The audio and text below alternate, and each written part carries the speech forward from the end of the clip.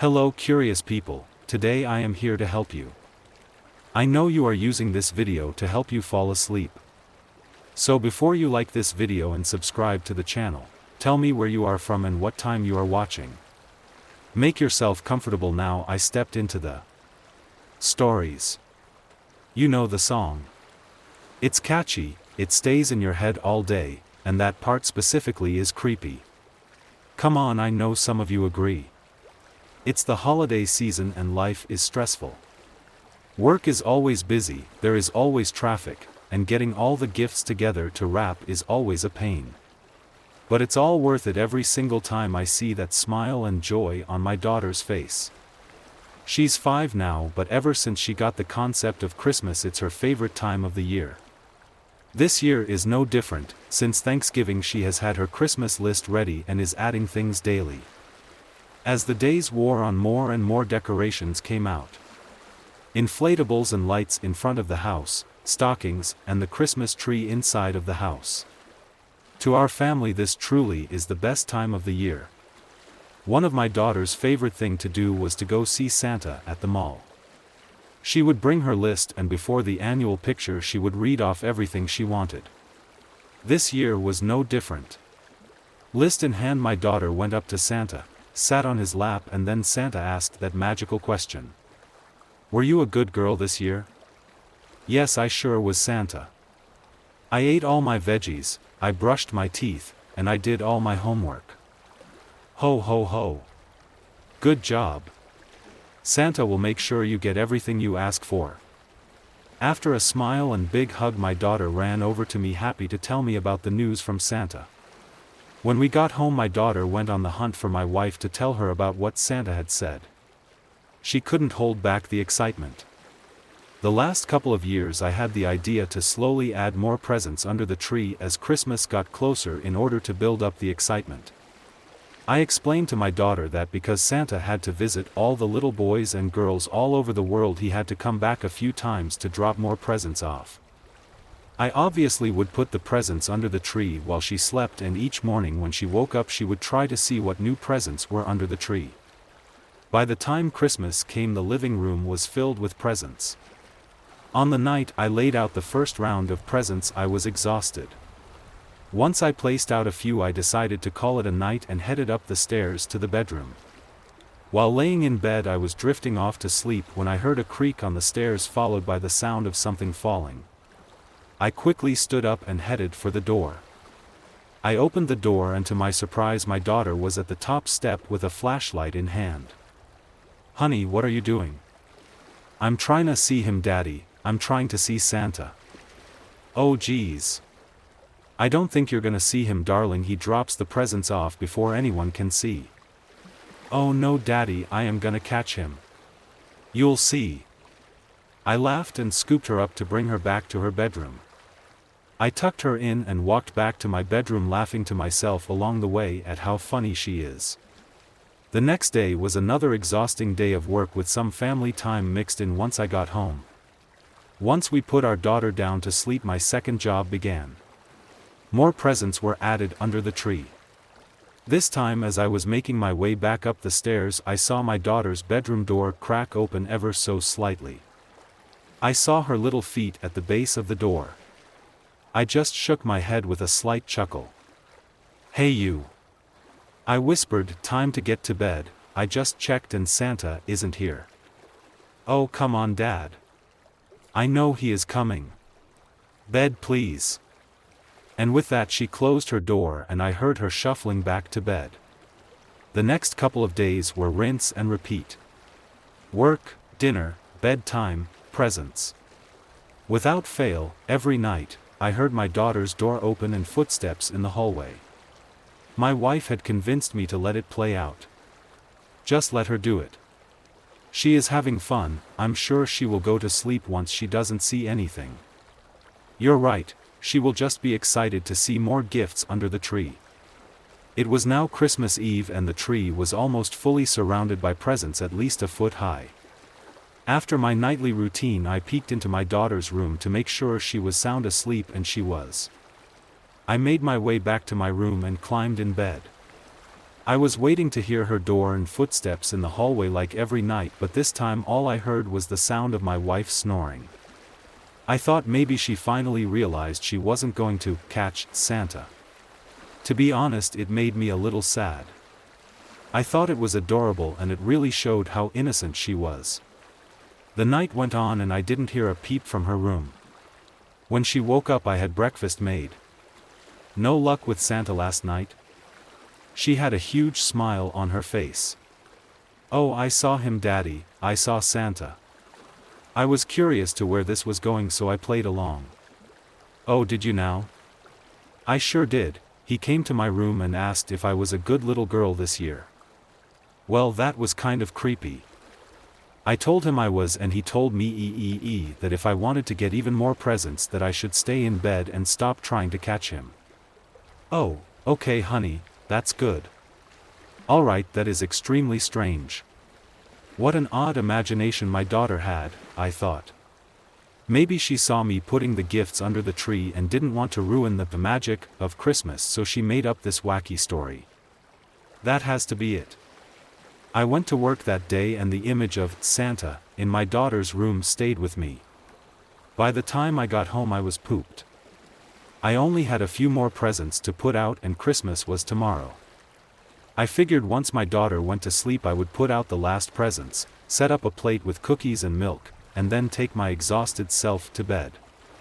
To say I knocked out was an understatement. The long days have caught up to me and they were starting to take a toll. It was going to be all over soon and well worth it. My daughter came sprinting in our room on Christmas morning. Mommy, Daddy. Wake up. It's Christmas. I'm up. I'm up. I shouted. She ran down the stairs and we followed close behind. She was ecstatic and could not wait to open her presents. I told her she could start with whatever present she wanted. Before I could finish the sentence, she was already ripping wrapping paper off the biggest one. In all the excitement, I looked around the room and noticed that the cookies that I had placed out were all gone and the glass of milk was empty but toppled over. I thought to myself that my wife had gone to extra mile to make it more believable. Nice touch, babe. Huh? What do you mean? The cookies and the milk. She is definitely gonna think Santa devoured that. I didn't do anything, she said with a nervous laugh. I figured that was you. Along with these boot prints that you left on the floor. I wasn't wearing boots. I was too tired last night to do any of the extra stuff. Did our daughter eat the cookies? I mean maybe, but that wouldn't explain the boot prints. That's when I saw it. A gift that didn't look familiar. A gift that I hadn't put under the tree. Eloquently wrapped with a big bow and tag on it. I walked over to it and looked at the tag. The tag read, "To the good little girl." What the hell is this? I sat down on the floor and began to unwrap it. Hey Daddy, that's not yours. My daughter yelled. I continued to unwrap it. I lifted the lid of the box. Inside there were pictures. Dozens and dozens of pictures. Pictures of us sleeping, of my daughter sleeping, pictures of us leaving the house. What the fuck is this? Pictures of us at the mall, my daughter sitting on Santa's lap. There was a note at the bottom of the box. Thank you for being such a good girl. I've been watching you to make sure you weren't lying. I hope you like the presents I left. Love, Santa. I stood up, pictures falling all over the floor. I heard my daughter laugh with excitement. Oh, I love it, Daddy. This is my favorite teddy bear ever. It even sings a song. My daughter gave the bear a squeeze. He sees you when you're sleeping, he knows when you're awake, he knows if you've been bad or good, so be good for goodness sake. The family that fed me has been dead for years. If I'd stayed in my car that night, I wouldn't have seen the house. I wouldn't have stepped inside. And I wouldn't have to live with what I know now. My car broke down on a lonely stretch of highway, miles from anywhere. The engine sputtered once, twice, and then gave out completely. With no phone signal and no hope of flagging down another car, I started walking. That's when I saw it, a faint light flickering through the trees. It was a house, old and weathered, but warm light spilled from the windows like a beacon. Desperation made me brave. I knocked on the door, and after a long moment, it opened. A man stood there, tall and thin, maybe in his 60s. His kind smile and gentle eyes put me at ease. "Car trouble?" he asked. "Yeah," I said. "Could I use your phone?" "Of course. Come in, son. It's not safe out there." The house smelled faintly metallic, like blood covered by bleach. The warmth was stifling, almost oppressive. A woman appeared from the kitchen, thin and pale with a smile that seemed plastered on her face. "Poor thing," she said. "You must be starving. Sit, sit. I'll fix you something to eat while my husband calls for help." She brought me a bowl of stew, thick and dark, with chunks of meat and soft, overcooked vegetables. The first bite made my stomach churn. The meat was tough, rubbery, with a strange aftertaste I couldn't place. "You don't like it?" she asked, her smile faltering. "No, it's good," I lied, forcing another bite. Her smile returned, wider than before. The teenage boy sitting across from me hadn't said a word. He stared, unblinking, with a faint grin that sent chills down my spine. I wanted to leave. Every instinct screamed at me to get out of that house, but politeness kept me in my seat. "I need the bathroom," I said finally, standing too quickly. "Second door on the left," the man said, his eyes narrowing slightly. I walked down the dim hallway, but I didn't stop at the bathroom. A door at the end of the hall caught my attention, slightly ajar, with faint light spilling from within. I don't know what compelled me to open it, but I did. It was a basement. The smell hit me first, thick, sweet, and metallic. The stairs creaked as I descended, and my flashlight beam trembled as I swept it across the room. A butcher's table sat in the center, its surface scarred and stained with old blood. Hooks dangled from the ceiling, some empty, others holding scraps of meat. Bones littered the floor, some splintered, some disturbingly intact. A skull rested on a shelf, its hollow eyes staring back at me. The stew I'd eaten rose in my throat. "What are you doing down here?" I spun around to see the man standing at the top of the stairs. His kind smile was gone. I thought this was the bathroom," I stammered. "You shouldn't have come down here," he said softly. Behind him, the wife appeared, her wide smile now twisted into something predatory. The teenage boy stood at her side, holding a long, rusted knife. "You can't leave," the man said, stepping closer. Panic took over. I shoved past him, bolting up the stairs and into the hallway. My shoulder hit the front door hard, and I stumbled out into the cold night. Behind me, I heard the wife's laughter. I ran blindly through the trees until I saw headlights. A car slowed, and the driver leaned out the window. "What the hell are you doing out here?" "Help me," I gasped, climbing into the passenger seat. "Please, just get me out of here." The police didn't believe me at first, but I convinced them to check the house. "It's just a few miles back," I said. "You can't miss it. There's a light on the porch." They exchanged a look, and one of them said, "That house burned down 40 years ago. The family died in the fire." "No," I said. "I was just there. I saw them." They drove me to the spot. There was no house. Just an empty lot, overgrown with weeds. But in the dirt, I found a hook. It was rusted, old, but unmistakable. As we left, I heard it, the wife's laughter, faint and mocking, echoing through the trees. The true story of Primrose. What follows is a true story of my experience of a local haunted road near me called Primrose. It was a beautiful Indiana summer, 80 degrees, light breeze and blue skies smeared with white fluffy clouds. We were all teenagers, all 16 except for Dylan, who was younger than us. He was 14. Luke was the only one with a car, so we would spend the whole day driving around in his car, going random places like teenagers with newfound freedom do. We went to the mall and walked around, daring each other to talk to girls and messing around with displays and window shopping. Then ended the evening with beefy 5 layers at Taco Bell. As the night came to a close, we all sat in Dylan's room talking about what we wanted to do and how we should spend the summer. "Have you guys ever heard of Kelly Road?" said Gary.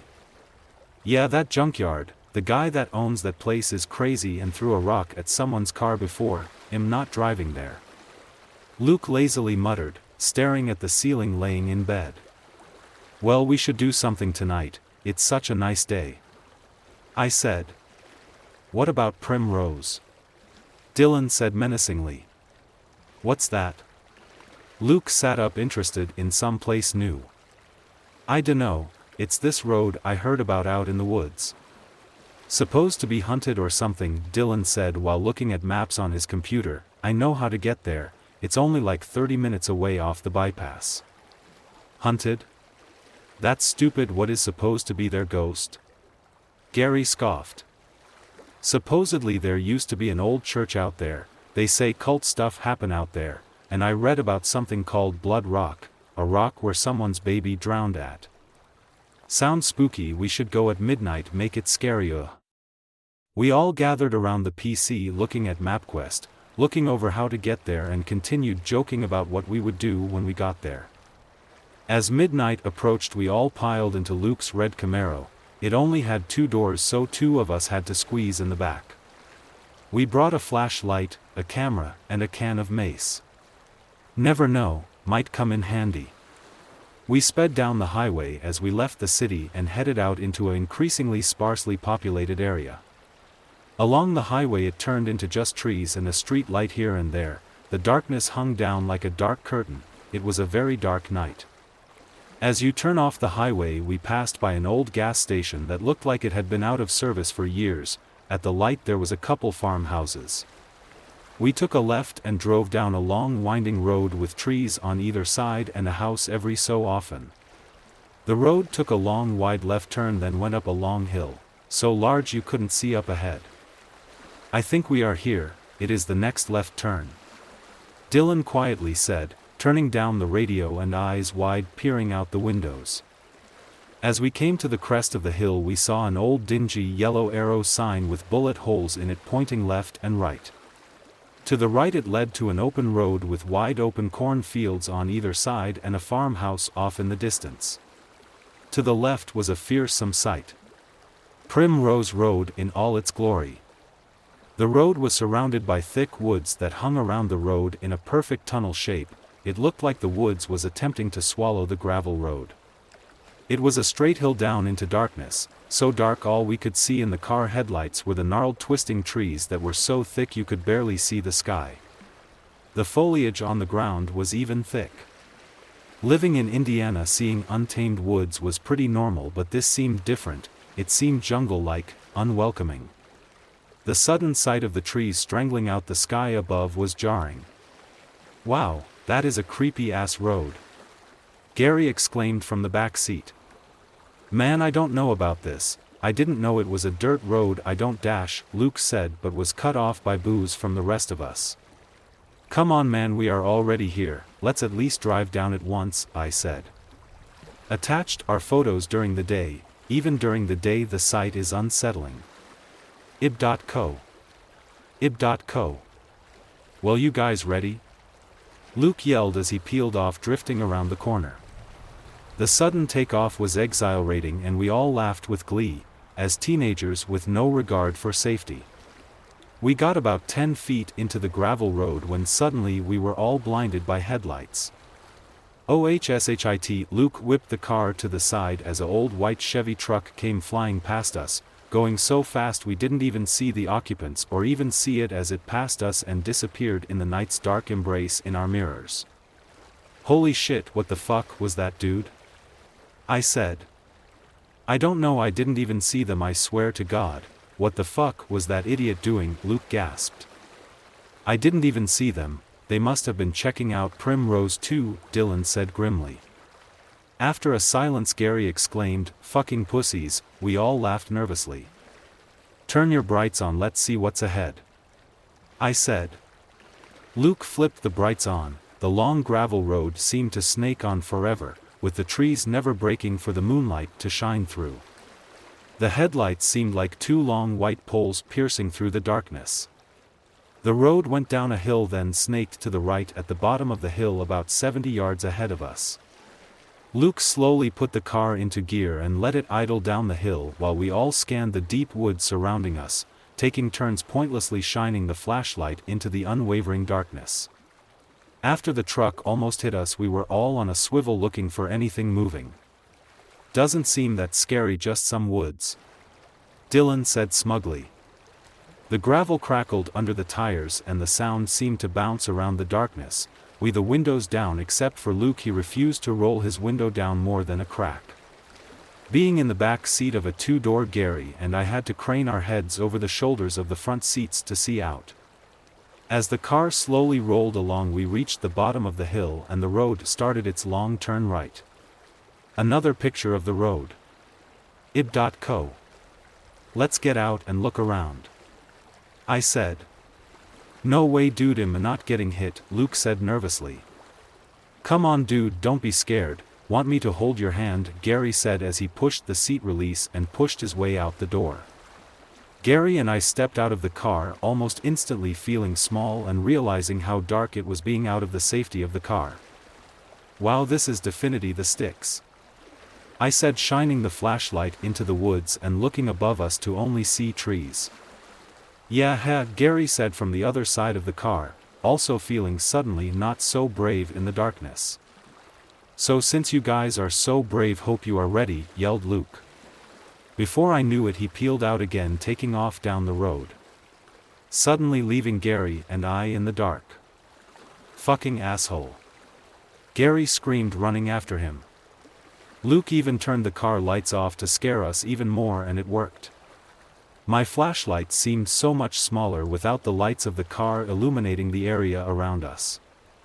Gary and I took off running after the car. As I ran next to Gary, I grabbed him and tried to pull him into the woods, just messing around.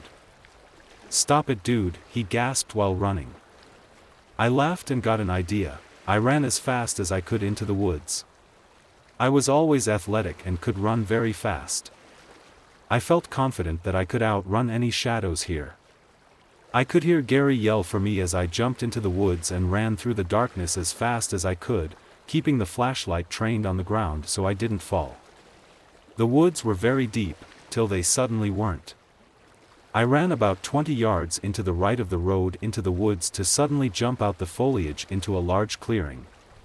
I stopped for a second and swung the flashlight back and forth, looking at my surroundings. It was a complete circle cleared out in the thick of the woods, and I could see what looked like what was left of a demolition of a building. Stone bricks and a mostly buried foundation with a trail heading deeper into the woods. What the hell is this? I wondered to myself. I could suddenly see needles of white piercing through the woods. Luke had turned the car toward the woods and turned the lights back on. They were calling my name. As I started walking back, I kept the flashlight swinging toward the opposite side of the clearing. Was this the church Dylan read online about? I could suddenly feel my hair stand on end and could almost swear I saw something shining the light of my flashlight back. I instantly took off back toward the road.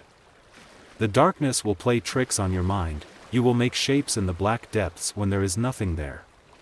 Regardless, I was not going to find out there is coyotes out here, and I was not about to be a mangy mutt's nighttime snack. I raced back to the car. As I broke out of the brush onto the road, I could see the car and Gary standing next to the driver door, with his hand resting on top of the open door, reassuring himself that Luke was not going to take off without him again. What the hell, man, where did you go? Dylan yelled. I just ran into the woods a little bit. I think I found the church. No way. It's real? Dylan exclaimed. Well, I mean, it's something, definitely a building, but there isn't much left of it. Wanna see it? No way, I am not going in there. What, are you scared of some deer? I sneered. I knew I was scared to go back too though. Even though I wasn't sure, the thought of seeing something in the dark lingered in the back of my mind. Wow, look, Dylan said from still inside the car, pointing down the road to the left. The tree line seemed to break and there was an opening in thick trees, looking out over what seemed to be a large swamp. I later found out this is called Mud Lake. Many people have drowned in this lake due to the mud being more than 10 feet deep, and it would swallow anyone who dared to venture out in it. Below is a picture of the spot I am talking about. ib.co. This is where Blood Rock is. Supposedly there is a rock out there that bleeds. A long time ago some woman's baby walked out there and drowned, so she killed herself on the rock out there. Dylan said grimly. Suddenly we heard a blood-curdling scream of a woman crying out. We all jumped and immediately clambered on the car. Luke revved the car, but it wasn't in gear. Chill out everyone, yelled Dylan. Oh my god. It was the fucking radio, Luke said, turning the CD player off. There was an Avenged Sevenfold CD in and it suddenly started playing, and it was paused on the track Scream, which has a loud scream at the start. Wow, that was weird, said Gary. God damn it, turn that off, I said, laughing nervously as one does when they are still scared but can't control their reaction. Gary was standing at the front of the car and I was standing on the driver's side. Don't look guys, I gotta take a leak, I said, looking out over the clearing.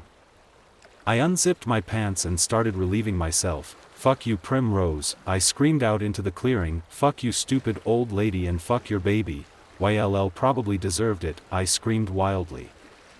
I don't know why I did that, something about the excitement, maybe I was screaming into the dark to pointlessly make myself not so afraid, but it was in vain. I quickly regretted what I did. As I zipped my pants up and turned back toward the car, I saw it. In the darkness I heard the crack of branches and sticks and the stomping in the ground. I could see the bushes on the opposite side moving and parting in two as something raced toward us. What the fuck is that? Gary screamed. Get in, Luke frantically screamed. I jumped into the driver's side window, hanging half out, and Gary jumped on the hood, gripping the top slit of the hood with all his might as Luke threw the car into gear and took off. We were flying down the road. Luckily we were in a Camaro and not much could catch it. Luke punched the car maybe about 40 yards and slowly stopped so Gary didn't go flying off. Get in, Luke screamed. Gary ran around and jumped through the same window I had wriggled through, and we all sat in grim silence as Luke raced us down the gravel road. At the end of the road, to our relief, it suddenly opens up to reveal cornfields and the sky, the wonderful luminous moonlight-filled sky, and a barn was off in the distance with a stale green bug light on the porch. Did you see that? I panted, looking from one friend to another. I don't know what it was, I heard it and saw the bushes part open and jumped on the hood. Gary said. As we drove away I stared back at the cornfield that meets the woods and could see green eyes of what I hoped were deers reflecting in the moonlight. We all told ourselves it was just a deer jumping through the bushes at us, but I knew better. I was facing toward it. It was much bigger than a deer and I saw the bushes literally part, as if someone was reaching through them. We never went back to Primrose, and that day I learned to respect the dead, even if it was just stories, because you never know. It watches. July 24, 2008. It's been years. I'm 90 years old, but it still haunts me to this day. After 30 or, I don't know, 50 years, the cabin accident. The monster still haunts me, but I see him. I was exploring the mountains of Greece, lost in the snow. The storm came too fast, and I was freezing to death. Then I saw it, the cabin, barely visible through the blizzard. I stumbled inside, too exhausted to care about what might be lurking there. The air was thick, heavy with something ancient. As I moved closer to the fire pit, I saw it. In the far corner of the room stood a creature, tall, skeletal, with eyes glowing like coals. Its skin was gray, stretched tight over its bones. It didn't have a face, just a mass of shadows. I froze, my heart pounding. It began to move toward me, its limbs creaking like branches in the wind. I couldn't move, couldn't breathe. It was pulling me in, as if it was meant to take me. Then the sunlight broke through the cabin's window, and the creature recoiled. The light seemed to burn it, warping its form. It hissed and disappeared into the shadows, like smoke fading with the dawn. I ran. I don't even remember how, but I ran, out of the cabin, through the snow, straight to a small convenience store in a nearby village. I slammed the door behind me, my chest heaving. I don't know how I survived that night, but I'll never forget what I saw. The monster is still out there, waiting for the next person to wander into its trap. After I got in the convenience store, I slammed the door behind me, my breath coming in short gasps. The small shop smelled like old wood and stale coffee. The man behind the counter looked up from his magazine. He paused, his eyes scanning me, and then he asked, "Are you okay?" For a second, I thought he might think I was a drug addict, the way I must have looked, wild-eyed, shaking, covered in snow. But I didn't care. I was still shaking from what I had seen, the image of that monster burned into my mind. I just came from the cabin, I said, my voice hoarse. There's something there, something terrible. The man raised an eyebrow, as if he didn't believe me, but I could see the hesitation in his eyes. So, I told him everything. The storm, the cold, the cabin in the distance. The shopkeeper's warning. And then, when I finally stepped inside, how I saw it, the creature in the corner of the room, the way it moved toward me, its eyes glowing, its presence choking the air around me. I told him about the light breaking through the window and how the monster had disappeared. I left out nothing. By the time I finished, the man was silent. He stood still, his face pale. His hands trembled slightly as he reached for the counter. For a moment, I thought he might dismiss me as insane. But then he spoke, his voice low, almost a whisper. "You're not the first to see it," he said, his gaze distant. "People disappear around that cabin, year after year. They say it's not just a monster. It's something older, something that feeds off the darkness." His words hit me like a wave, and I knew he wasn't just humoring me. He was scared, like he'd seen it too, like he knew the truth. And in that moment, I realized something terrifying. The creature wasn't just something that lived in the cabin. It was part of the mountain, part of the land. And no matter how many years passed, it would always be waiting, lurking in the shadows, ready to claim anyone foolish enough to wander too close. The man stared at me, and for the first time since I stepped into the store, I felt like I wasn't alone.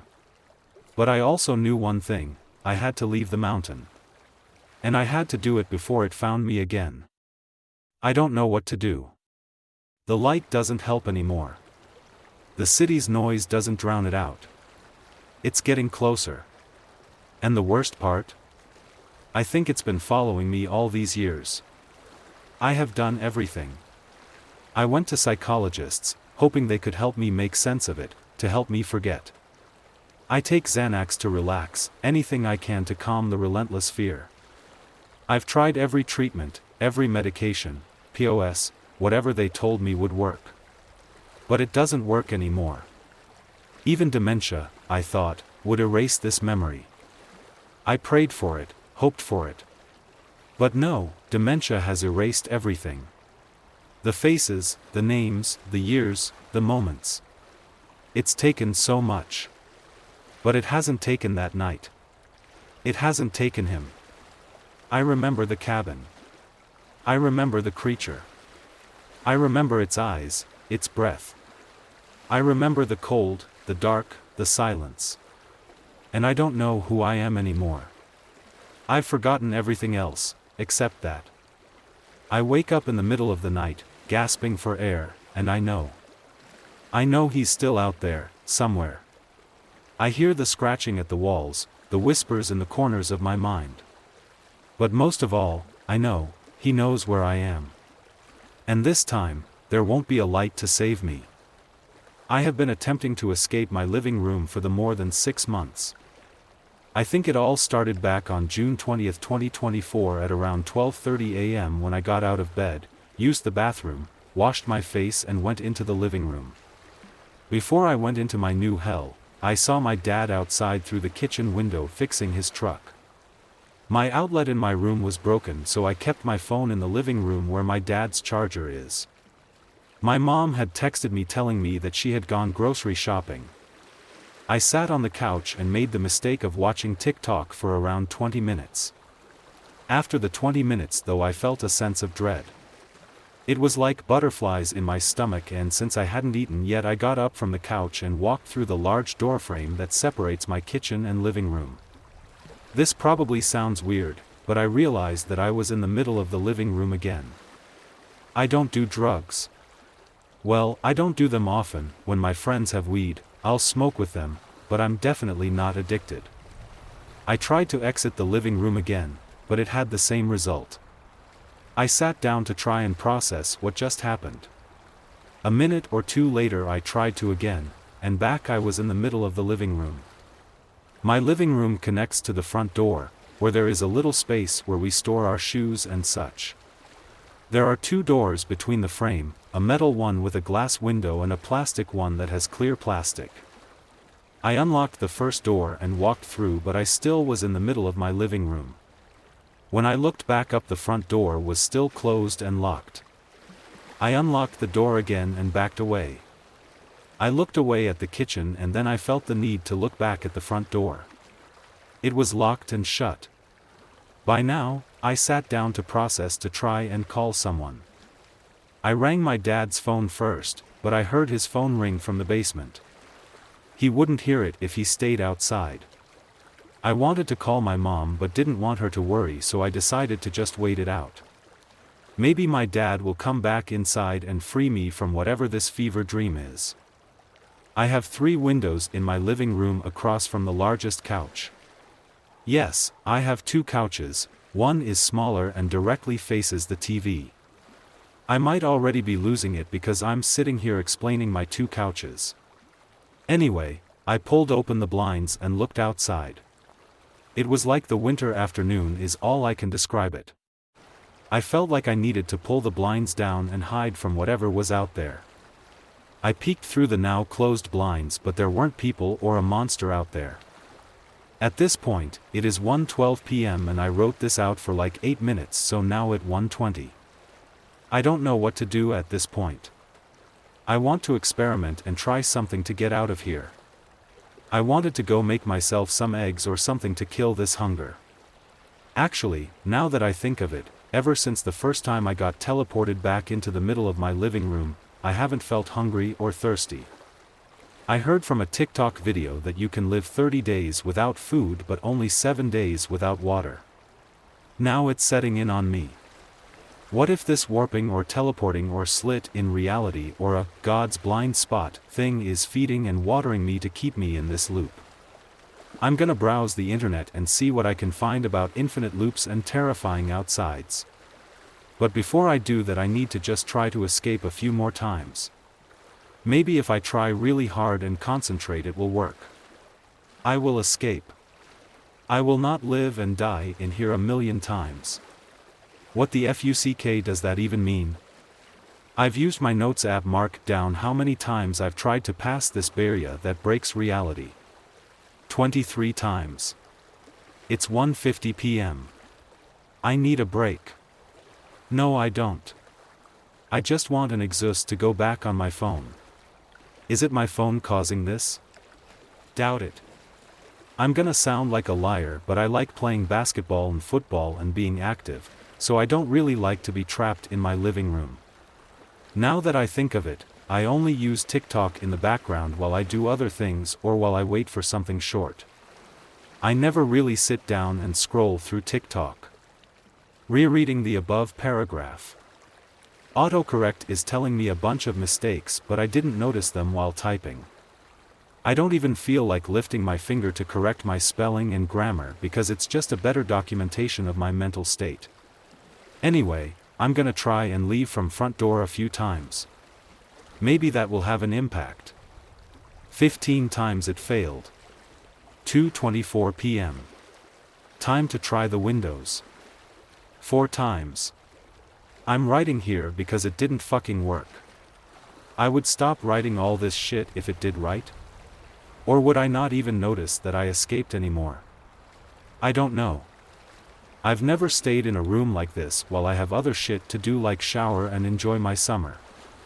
Browsing through YouTube and TikTok trying to find some stuff on infinite loops. All I really find is some smart documentaries and crazy people. Maybe this curse only lasts a day. Maybe I can burn through it while on my phone or sleeping. It's only 4:43, so I won't go to sleep yet.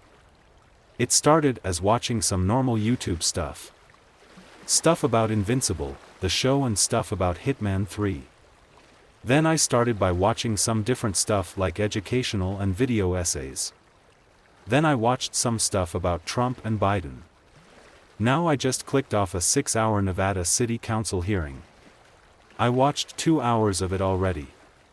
It's 11:39, so I'm just about ready to go to bed, or maybe this torture will end now. 12 a.m. Still here. I tried the door frame, the front door, and the windows. Still here. How the fuck did I never notice this? I found another Reddit post about my situation, although it's in a bathroom and it's only been 30 minutes for him. The thing is, his phone died in the end. At least I have my charger, and at least I'm in the living room. Hear the link, but now I fear his fate. I threw a couch pillow past the large doorframe. It stayed. I looked back and forth and it stayed. I jumped onto it, and I was back in the middle of my living room. I regretted doing that. I don't know why. The pillow wasn't put back in its place or still there, it had just disappeared. I felt like I just shot a bear that woke up starving. I did the same with a few more pillows, and then I used some tissues and a tissue box. They are all gone. Now I had a pillowless and uncomfortable couch. Why did I do that? I just killed myself. No, seriously, it's been 6 days since I last typed in this thing, and I made a grave mistake. First I started by yelling and bashing my head against the wall. There was a small hole with blood gushing through all of it. I then grabbed my phone and tried to jam it into my head. Or something. I must have struck a nerve or destroyed my brain, because then I was in the middle of the living room. Blood stain on wall, and worse of all. Broke phone. Fuck no, my phone won't fucking charge, it's over, it gone. After this I'll lose contact with the world like the other guy did, and I'll just suffer her eternally. I'm fully powering this thing off and keeping it like that until I need it again, or until I escape. I just hope my parents don't worry about me missing for a week. 2:26 a.m. December 23, 2024. That's the ONL thing. I will try to typ godly because I honestly forgot how to speak English. This palsy is unrecognizable, but I found something. I punset a hole in tay wall after hearing a high-pitched ringing for 5 months and 22 days. I think I found something. I'm back in my bedroom, but I just got a message on my phone from an unknown number. It's over. Someone is coming to get you. How long I will need to wait, I don't know. What I do know is that I thin its team to nt try anything. Gna die if I tree anything Elise. I don't feel like I will die, I know it. I don't know HW, I do know it, BT I do, that's what matters. To everyone Eve round. I'm sorry. Please forgive me. Because I know that whoever or whatever is coming to get me will punish me. I'm safe now. Goodbye. The last message on the radio. I never should have entered that house. I was exploring, searching for abandoned places. I stumbled across the house. It was old, windows boarded up, door creaked like it hadn't opened in years. But it looked untouched, like it had just frozen in time. The kind of place that called to you, even though every instinct screamed not to go inside. I entered the living room. I noticed it, an old radio on a dusty table. I couldn't resist. I plugged it in, static filled the room with a low hum. I was expecting a remnant from another era, nothing more. However, an odd thing happened as I turned the dial. The normal crackling was replaced with a clear but weak voice. A murmur. Leave. I went cold. My heart was racing. Though weak and nearly unidentifiable, the voice was distinct. My initial thought? An error. However, the voice returned when I increased the volume. This time, louder. You shouldn't be here. They're coming. I rushed to turn it off, but before I could, the radio crackled to life, filling the room with a distorted tone. The voice became clearer. A knock on your door will be heard at 11:47 p.m. tonight. Do not open it. They are not human. I didn't know what to think. Was it a joke? Maybe the house had prank equipment. But the voice was desperate. It felt real. I couldn't get rid of the sense that I was being watched that night. My apartment, usually quiet, felt alive with an eerie presence. I tried to forget about the radio. But as the clock struck 11:47 p.m., a knock came at the door. 3 hard raps. My pulse spiked. I froze. I didn't open it. I couldn't. I thought back to the voice on the radio. Do not open it. They are not human. The knock came again. And again. I waited. In silence. Hoping it would stop. It didn't. The next morning, I checked the hallway. No sign of anyone. The door hadn't moved. Maybe I'd imagined it, maybe it was just the wind. But I looked at the radio again. And realized something terrifying. The message had been true. That wasn't the worst part. As days went on, the radio continued. The messages weren't warnings anymore. They were prophecies. It knew things about me. Things I hadn't told anyone. Things I didn't understand. It began by listing events in my life that had not yet happened. At 2:32 p.m. tomorrow, you'll receive a call from a number you don't recognize. Don't answer it.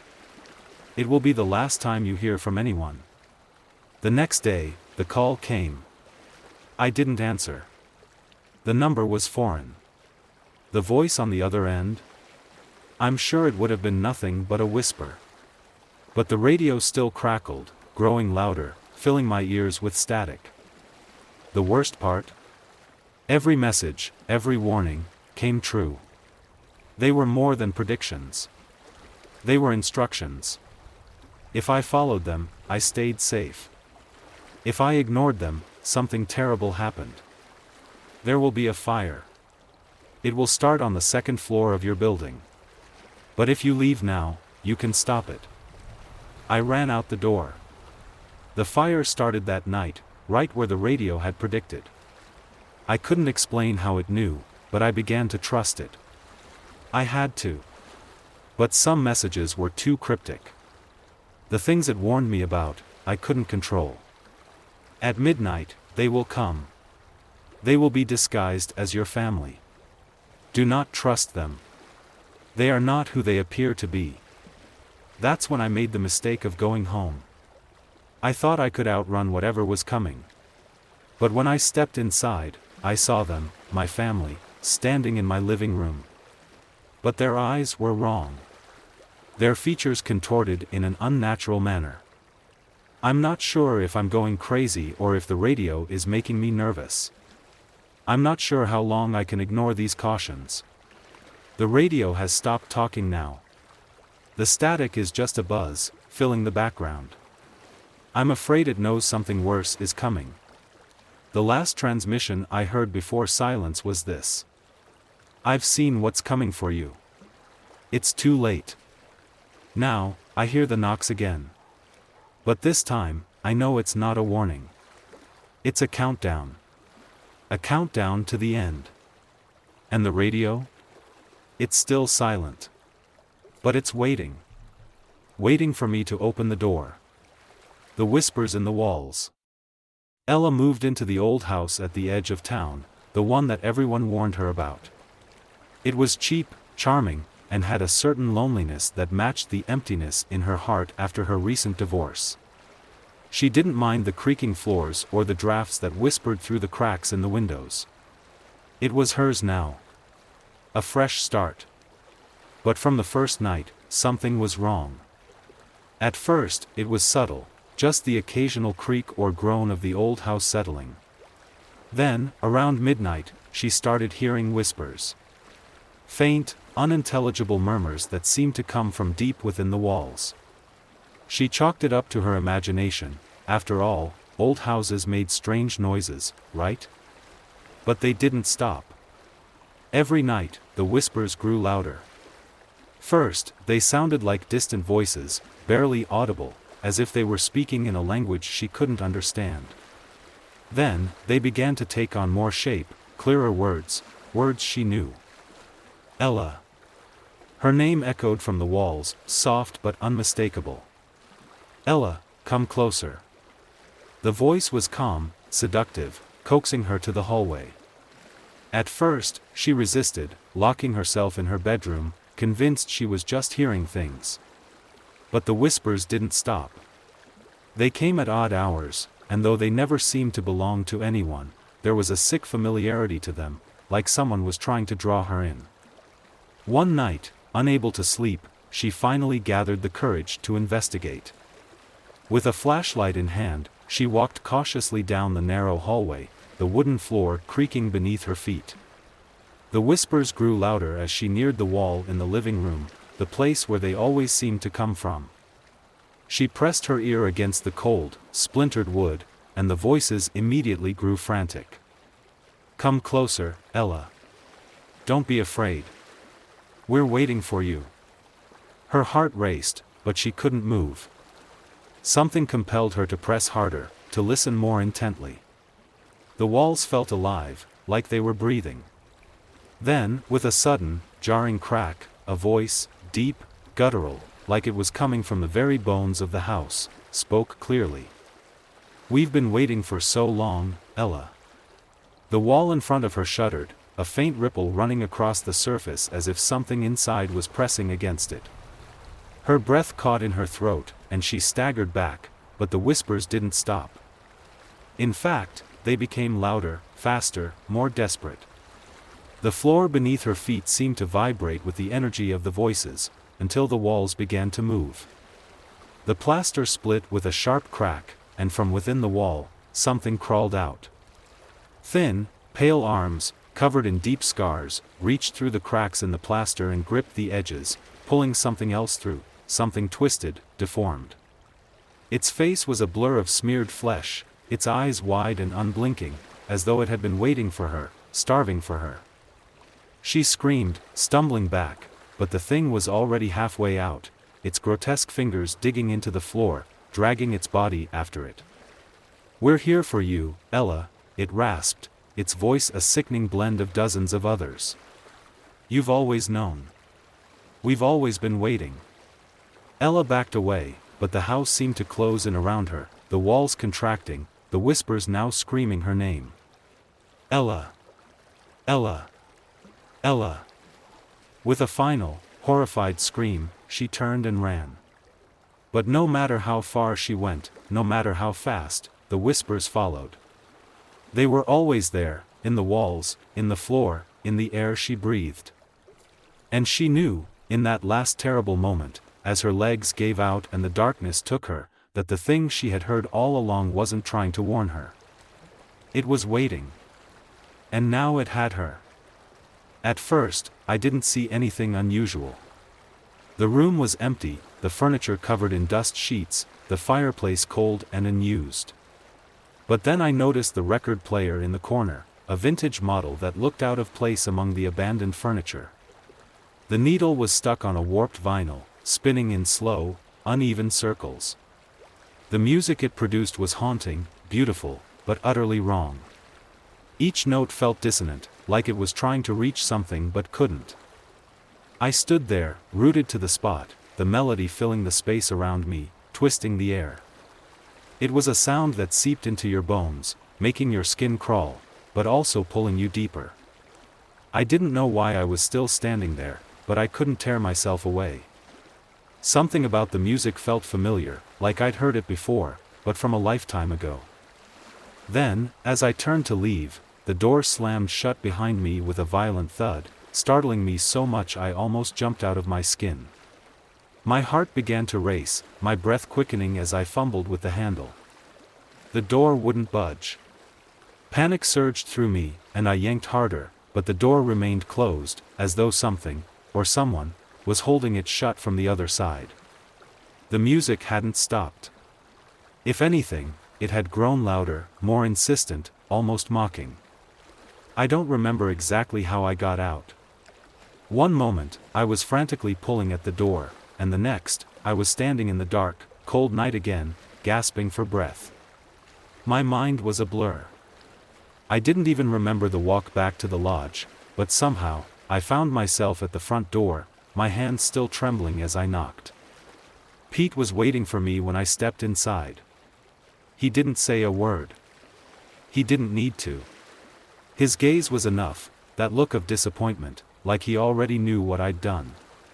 Like he could see the mistake I'd made before I even had the chance to say anything. His eyes didn't hold anger, only this deep, quiet understanding of how foolish I'd been. And then, just like that, he turned and walked away without a word. The air in the lodge felt heavy, thicker than it had before. As I stood there, the music from cabin 3 still echoing in my mind, I realized just how badly I'd broken rule number 4. And how, in doing so, I might have just sealed my fate. That night I almost broke rule number 5, too.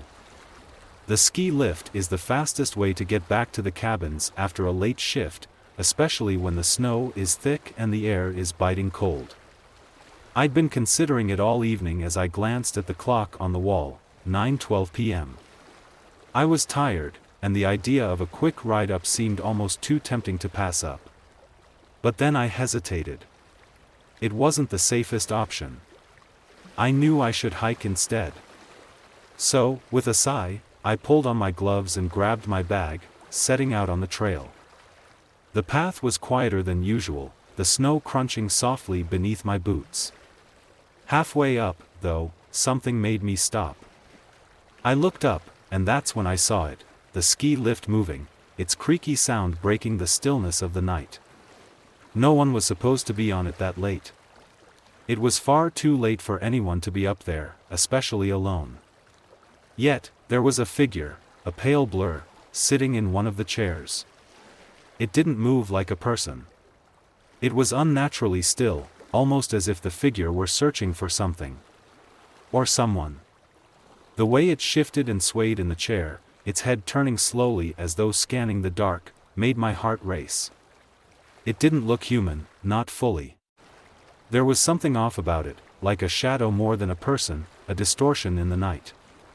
My breath caught in my throat as I stared at it, frozen in place. It was moving slowly but deliberately, as if it knew exactly what it was doing. I could feel my pulse quicken. I'm sure it would have seen me if I'd taken the lift. It would have been impossible to miss me, and I wasn't sure what would have happened if it had. Instead, I kept my eyes on it for as long as I dared, then turned away, my legs trembling as I continued up the trail. The lift kept moving in the corner of my vision, but I didn't look back again. Something told me that if I did, it would be the last time I'd feel safe in that place. Then came rule number 6. It was just past midnight, and I'd just finished a long shift. My body ached, my mind was numb, and all I wanted was to wash up and unwind. The staff bathroom was the only place open at that hour, so I made my way down the dimly lit hallway, the fluorescent lights buzzing faintly overhead. It was eerily quiet, too quiet for that time of night, and the familiar creaks and groans of the old lodge felt unsettling as I entered the bathroom. I knew better than to look directly into the mirrors, though. Rule number 6 was clear about that. It was one of those things that everyone learned quickly when they started working here. There were whispers, of course, stories about what happened to those who stared too long at their own reflection, about the things that didn't reflect back. But I'd always assumed they were just old superstitions. After all, mirrors are just mirrors, right? I kept my head down, focused on the sink as I turned on the faucet, the cold water splashing over my hands and face. I closed my eyes for a moment, letting the chill of the water soothe my flushed skin, and then I caught a glimpse of movement out of the corner of my eye. At first, I thought it was just my own reflection, moving with me as I adjusted my posture. But then I noticed something was wrong. My reflection wasn't following me. It stayed there, frozen, unnaturally still, while I continued to move around the sink, my hands trembling as I wiped my face.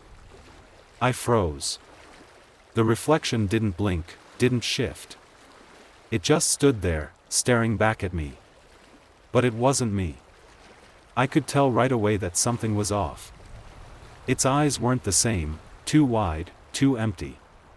And then, the corners of its mouth twitched, slowly curling into a grin that was far too wide to be natural. It spread like it was stretching something that wasn't meant to be stretched, a grotesque smile that seemed to pull at its face, distorting the skin. The teeth, there were too many of them, jagged and sharp, too sharp for a human mouth. I felt a wave of nausea rise in my stomach. My heart skipped a beat as I realized something else. The reflection wasn't just smiling, it was mocking me. It wasn't moving with me anymore. It was watching me. The grin stretched wider still, impossibly wide, as if it were about to split the reflection's face in half. I could feel my own smile beginning to falter, but I couldn't stop it. The more I tried to force my expression back to normal, the wider its smile grew. Panic surged through me. I stumbled backward, the sound of my boots scraping against the floor far too loud in the silence of the bathroom. I wanted to scream, but my throat was dry, and all I could manage was a strangled gasp. My eyes flicked frantically to the door, and in that moment, I realized I was no longer alone in that room. The reflection in the mirror was watching me, its head tilted to one side, as though considering its next move. It didn't just smile now. It grinned, like it had all the time in the world. The grin deepened, the teeth seeming to elongate into something monstrous. I could feel my own jaw aching, my face tightening in a futile attempt to resist. But I couldn't stop it. I couldn't look away. And for a moment, it felt like I wasn't me anymore, like the reflection had taken me over completely. The laughter came next.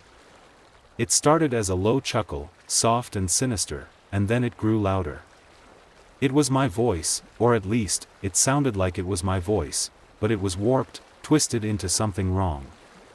The laughter echoed in the small room, reverberating off the cold tiles, and the reflection's eyes gleamed with something hungry, something far darker than any human could hold.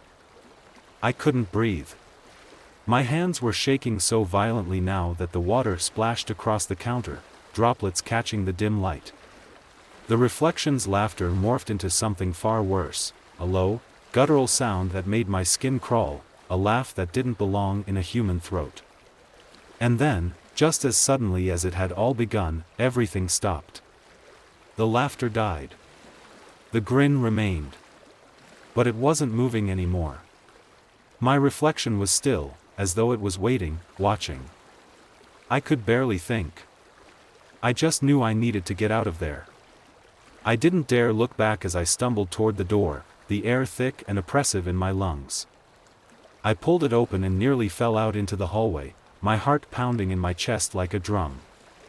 I don't know how long I stood there, gasping for breath, trying to shake the image from my mind. But when I finally forced myself to look back, I could still see the bathroom door slightly ajar, the mirror just beyond it, waiting. I never went back in. Not once. And from that night on, I made sure to never break rule number 6 again. Not even for a second. That brings me to now. It's 3:22 a.m., and I'm hiding in the basement supply closet because I couldn't make it anywhere else. Something began following me after I didn't seem to notice the skis standing upright quickly enough. Something is outside the door. I can hear it breathing, a wet, rattling sound that makes my stomach churn. It's been scratching at the door for the past 10 minutes, long, desperate clawing like something is trying to rip its way in.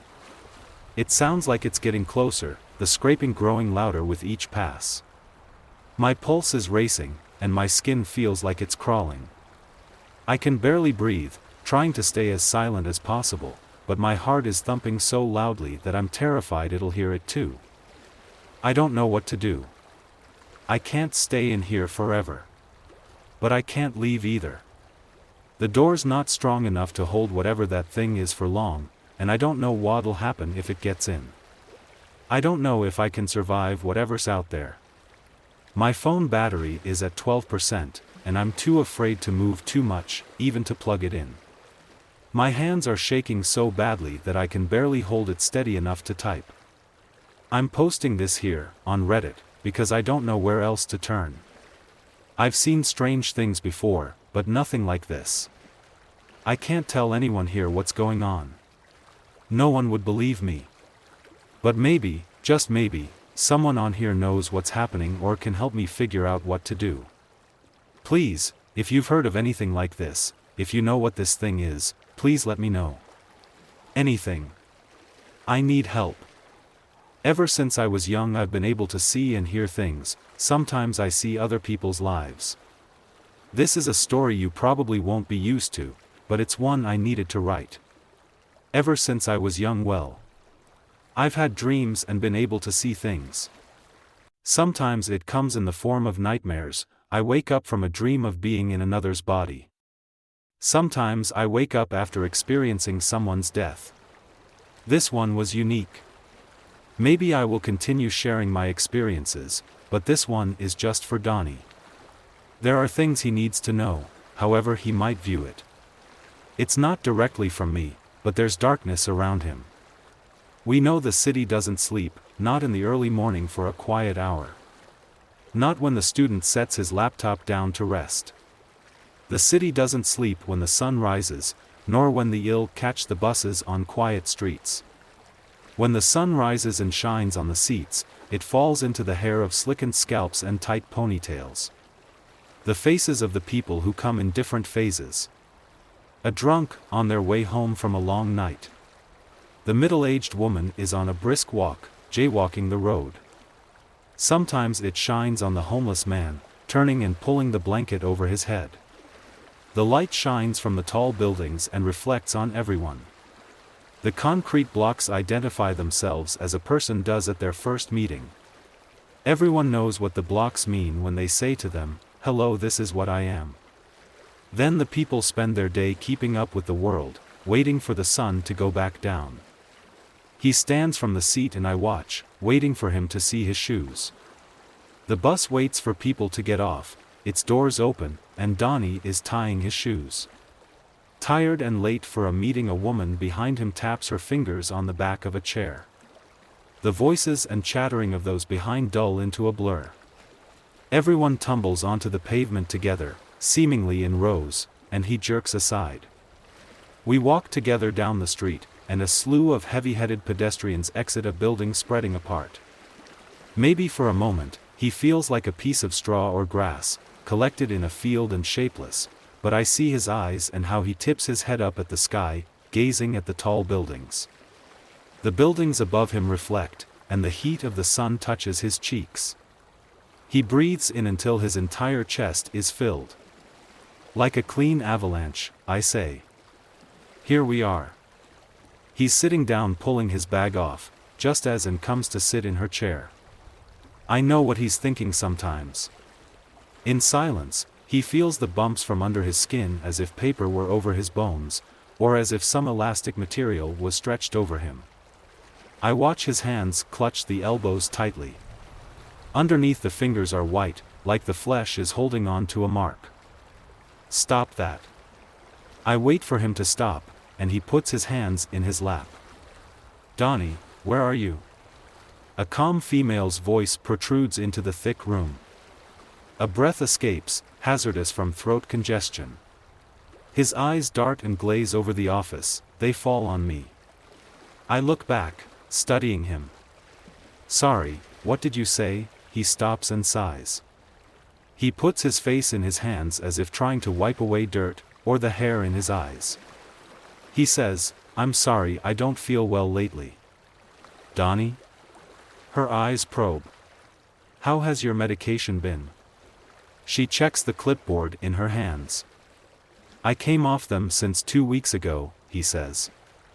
I scoff. 2 weeks ago.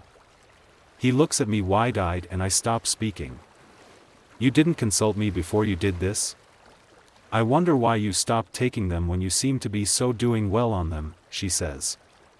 I'm not sure why I stopped, I was feeling, I didn't need them anymore, he says bluntly. I came off them quickly. I thought it would be easy, but I felt like I was losing something. His fingers are shaking at the memory of our weekend together, after that first night when I waited for him to flush his pills from the toilet bowl. Do you miss being alone with me now? Well, I would imagine so, that is not nearly enough time.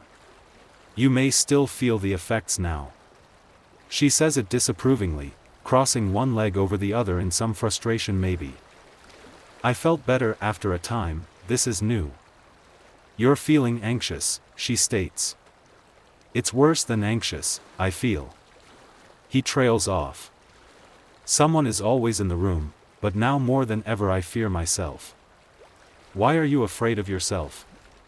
You must be crazy, you think she knows you're crazy? His chest rises and falls, eyes twitching towards me. Because I'm losing myself again, and this time it isn't a problem with medication, I feel crazy, but that isn't who I am, is it? Are you afraid of what your mind does? I have known what crazy is, Donnie, you are not crazy. She pauses. Sometimes we're triggered by something that's happened. Has anything happened to you recently? It doesn't have to be much. He sits back and sighs. A cold stare, or a confused look, reminds me I'm different. But I'm not that different, am I? Sometimes people can detect fear, just like an animal. What are you afraid of? She asks. Making a mistake, he says, thinking. I'm afraid of. Maybe something more, something with me. I haven't made up my mind yet. Perhaps you don't want to disappoint people, that is common for people suffering from your illness, she points out. It's common for you, to disappoint. He ignores me. Yes, that too. I'm afraid of being alive and I avoid it, I avoid living. I haven't gotten my license yet, I took a bus here. Aren't you afraid of being alive? Most people are afraid of death. You have many years left to live, Donnie. For now, it is okay to spend time working on yourself, she says simply. He looks at the wall, the frustration on his face. I don't think I'll live a very long life. Why do you believe that? He looks at his feet, at the loose laces on his sneakers. I have this feeling like someone is waiting for me. She shifts forward listening. He shakes his head steadily. I feel it, something out there. There's something they can't see, pulling me in. I know things, I see things. Sitting back again, she says, why do you think you're afraid? Last week you mentioned your mother was disapproving of you as a child. Yes, I might find some answers from the past, but I still don't understand why I am this way. You don't even remember your past, do you, your life? Does the fear have a face? This fear is unknowable to me. It shifts and morphs. Fear must be buried deep inside of me somewhere. I think maybe it's stored in my bones, unreachable. He pauses. Sometimes, I imagine a black face staring out from around a corner when I'm alone in the dark. When I am lonely, I become afraid of the dark. If I asked you why that is, would you have a real answer for me? We offer a full refund. There is literally no reason not to take advantage of this as soon as possible. I hope, by now, you fully appreciate the value of everything being offered here. In the age of VR and AI, it would be foolish to continue trying to manually solve problems. What I've given here are just a few examples of what we can do, but in reality we're ready to take on any and all problems you might think you have. The solutions are all here. Call today. Every time I see a camera after committing a crime, I smile, because I know someone is watching me. I have always believed in the connection between the observer and the observed. It is something magical, a bond that transcends the anonymity of security cameras. At first, it was just a silly idea. I was walking through the streets, seeing the round black glasses pointed from the corners. I wondered who was behind them, if anyone was watching me at that moment. The first time was an accident. I wasn't planning on killing anyone, but the old man who ran the newsstand was so easy to hate. He yelled at the children, insulted the elderly, and once spat at me for not buying anything. One night, I followed him to his house, a small cabin on the outskirts of town. There were no cameras there, but as I tightened my hands around his neck and felt the life drain from his eyes, I thought of all the cameras that had captured our walk to that place. The next day, I walked past one of those cameras. I stopped, looked directly into the lens and smiled.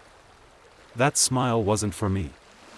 It was for whoever was watching, whoever took the time to observe a nobody like me. The adrenaline was addictive. After that, I started planning. I chose my victims carefully, people who, in my opinion, did not deserve to be alive. The guy who beat his wife in the supermarket. The woman who left her dog tied up in the rain. He followed them, studied them and, when the time came, he acted. I always made sure to pass at least one camera before and after, leaving my signature, a wide, almost manic smile that said, "I know you're watching me." Over time, things got complicated. The cameras stopped being just spectators and became part of my process. I started picking places where I knew they would be, making sure everything was recorded. I even developed a little ritual. After the act, would return to the nearest camera spot, look directly into the lens, and whisper, "Thank you for watching." But one day, something changed. She had just broken up with a man who drove drunk every night. I followed him to an underground parking lot, dragged him behind a pillar, and left him there.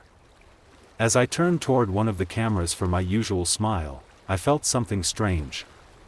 A chill ran down my spine. It was as if the lens was looking at me, not as an inert object, but as something alive. That night, I checked my computer and found something even more disturbing. Every time I searched for camera footage online, there was a figure in the background of the shots. A barely visible shadow, always in the moments when I smiled.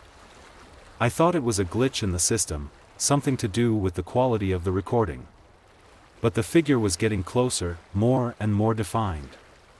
It wasn't long before the shadow began to appear in my real life. No matter where I was, I could feel eyes staring at me, eyes that didn't belong to any human being. And yet I couldn't stop. The idea that someone, or something, was always watching me pushed me to continue. The last time I smiled in front of a camera was different. It was a rainy night, and I had just finished up with a man who abandoned his mother in a nursing home. I approached the camera and smiled, but this time, the shadow was not in the background. It was right behind me, reflected in the glass of the lens. I don't know what it was, but I know it's waiting for me.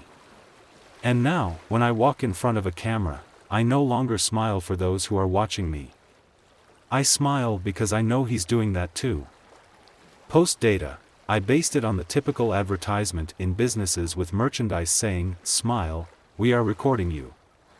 My friend's gift sent us to hell. Matt and Chloe were the last guests to arrive at my place. Noah, Lois, and Jared had arrived nearly an hour ago.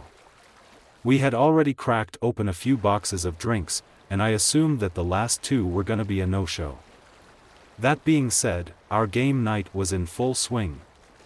Chloe and Matt gestured for me to come to them in my kitchen after squeezing the humor out of Cards Against Humanity for 3 rounds.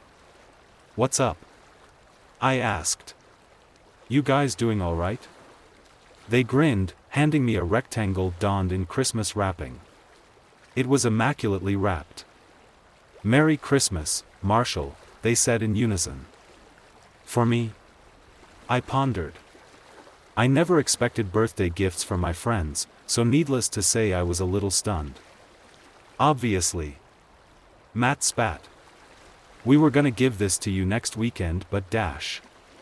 We felt bad for being late, so I hope this makes up for it," Chloe interjected. "Oh, presents?" Noah cooed, poking his head over my shoulder. "You gonna open it?" "I mean, I don't really have anything to give back bu dash," I stammered. "Don't be a pussy. Open the damn present." Noah encouraged me, aggressively. It was all a little overwhelming, but I was grateful and a bit drunk. I gestured for them to follow me to the living room, where Lois and Jared were chatting. Their attention quickly snapped to the gift in my hands. "Oh shit, you didn't say there was a gift exchange," Jared gasped. I shook my head. "Nah, there isn't. Matt jumped the gun, which is great, and I wanna open it with everyone here," I announced. Lois locked eyes with the couple. "Is it that thing?" Chloe nodded. Lois began bouncing in her seat like an excited child. I knew Lois and Chloe were nigh inseparable best friends, so I figured she'd be in the know about what I was about to receive. "You've had the gift in your hands for like 2 minutes, aren't you gonna open it?" Noah laughed. All eyes were on me. Despite the surprise, I felt honored. I felt loved. I tore the wrapping paper off, and inside was something I was very familiar with. A book. A large book at that. "Merry Christmas." Matt cheered. I was entranced by what I was holding, studying the cover. The book was a dark red, hard cover that looked quite old. It had ridges on the cover that almost resembled the pattern of a skull. I noticed it had no title on the front, nor on the spine. What's more, the book almost felt as if it was generating a small amount of heat. The more I inspected the outside, the more unsettled I got. "Can't say I've ever had anything like this before," I said. "Thanks, guys." I gave Matt and Chloe a hug, still holding onto the book.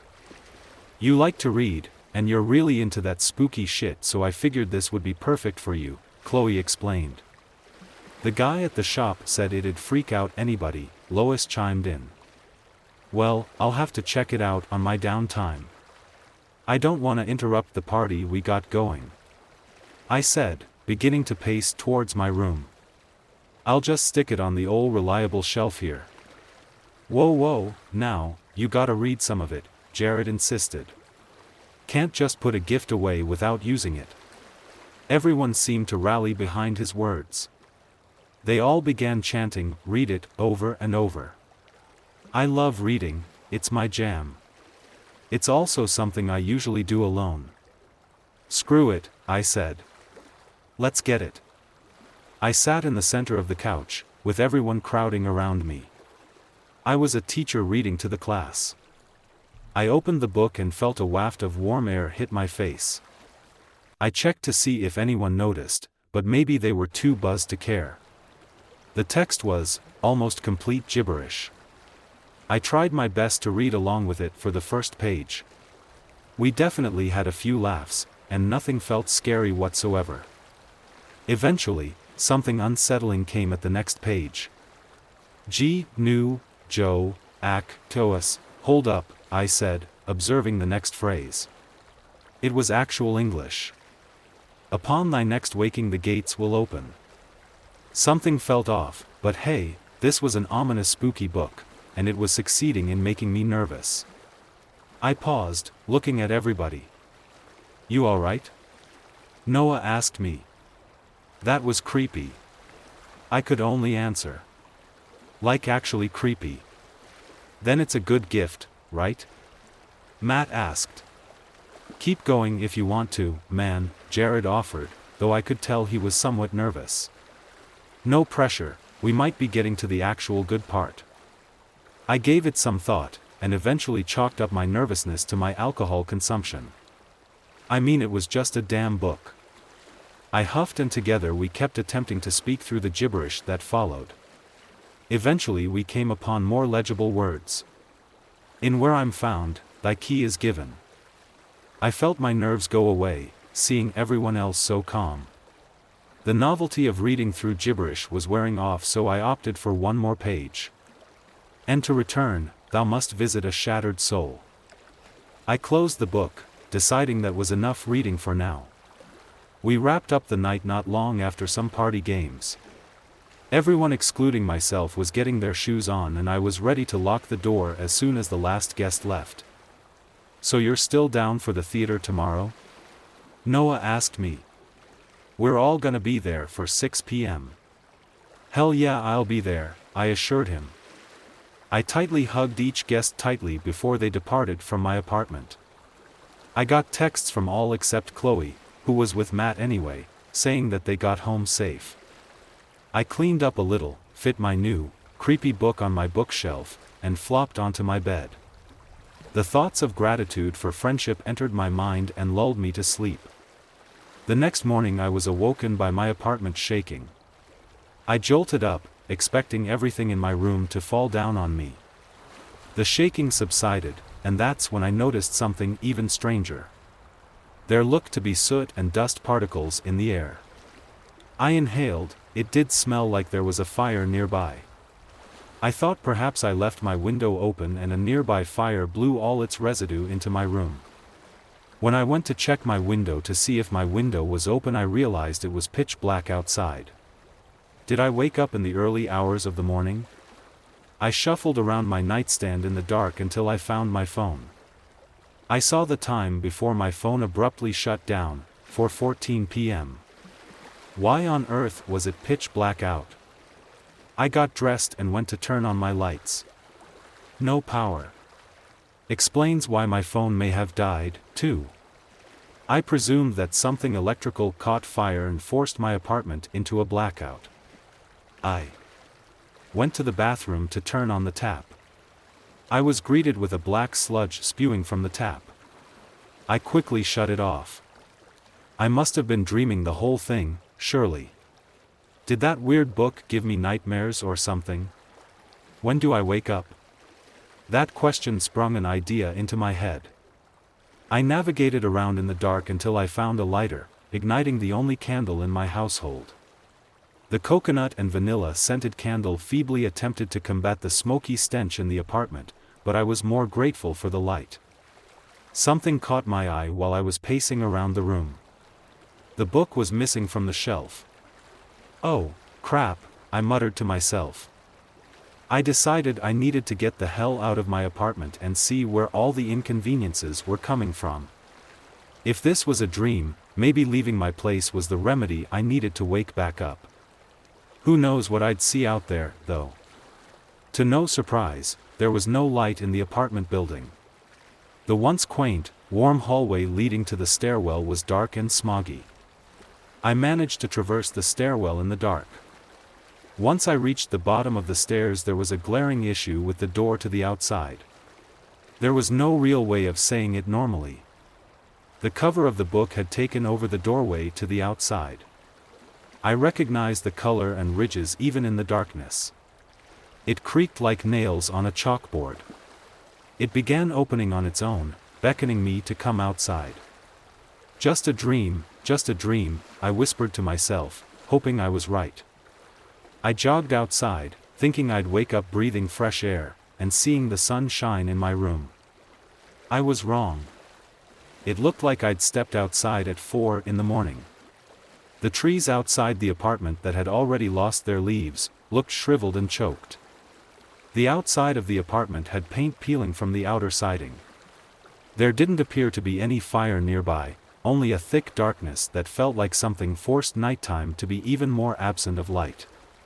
Stars didn't shine, clouds weren't present, and the humming of vehicles humming on the highway not far from me were gone. There was only one source of light, red streaks that tore into the sky like an open wound. It was dim, though as my eyes adjusted I could see the hue form on my body. I was beginning to panic. My mind would have snapped me out of this state by now. I scrambled for my car keys. I wasn't going to stick around if I could find a better place to be. Jared lived closest to me, a 2-minute car ride or a 15-minute walk. I figured he'd be up. When I looked up after snagging my keys, I noticed that all the cars, including mine, were melting husks of metal. I dropped my keys and stared at the molten blob that used to be my Lexus. I'd saved for almost 2 years to buy it, too. As I yelled in frustration, I heard slow footsteps from my left. I snapped my head in that direction and came across a familiar sight. My elderly neighbor, Doris, who lived a few suites down from me. She stared sheepishly at me. "Doris. Do you see this shit? What's going on?" I demanded. Her expression didn't change much. "The times are always changing for the worst, aren't they?" she nonchalantly replied. It was a bit out of character, but then again I also was screaming damn near at the top of my lungs. She turned around to go back inside, and I let out a small shout at what I saw. The whole back of her body had been cut out. I could see what was left of her brain. I could see her exposed lungs expanding and contracting in short, hurried breaths. She was moving as if nothing was the matter. I couldn't find the words, I was far too choked. Then I sprinted. I could feel the tears of fright run down my face as I sprinted to Jared's. I was praying he was home. There was a thickness in the air that was causing me to run out of energy fast. I stopped a few times to take breathers. I noticed almost every building was decaying just like my apartment. I was fortunate that I didn't see anybody else out at this time. Considering how my neighbor was, I was grateful. I rounded the bend towards Jared Street. I wasn't far, only one last sprint to go. Something made me halt my stride, however. I saw 2 people, if I could call them that. They looked like a mid-20s couple. Nothing freakishly off about them. The man had a buzz cut that was thoroughly blended into his beard. The woman had bright, blonde hair. They both wore dark clothing. They were on a rotting porch attached to an equally rotting house. They were ahead to my left, the next house up. I resisted the urge to call out to them. My intentions were simply to slink on by as if nothing happened. I quietly speed walked by, seeing them in my peripherals as I made my way closer to Jared's. "What is this?" I heard the man ask aloud. "Did you want to come inside?" "We just finished preparing the place," the woman chimed in. I froze for a second, doing a quick take at them to see if they were looking at me. Indeed they were. Their eyes were uncanny, placed far too apart on their faces. Their smiles were inviting, but unsettlingly wide. Before I could even answer them, the man gouged out his partner's eye with his thumb. I could hear the squishing and popping from where I was. She chuckled, doing the same to him. I was paralyzed with dread as the couple literally began to tear each other's faces apart. Adrenaline urged me to run, and I was reaching Jared's fast. If this was a dream, I think I'd have woken up by now. I finally got to Jared's place. The large property was looking rough, but still graceful despite the hellish conditions. I noticed something different about his place in comparison to the others. The windows had been boarded up. That filled me with hope, perhaps he was in there. If he was fortifying the place, then that means he probably wasn't as crazy and demonic as the people I'd encountered.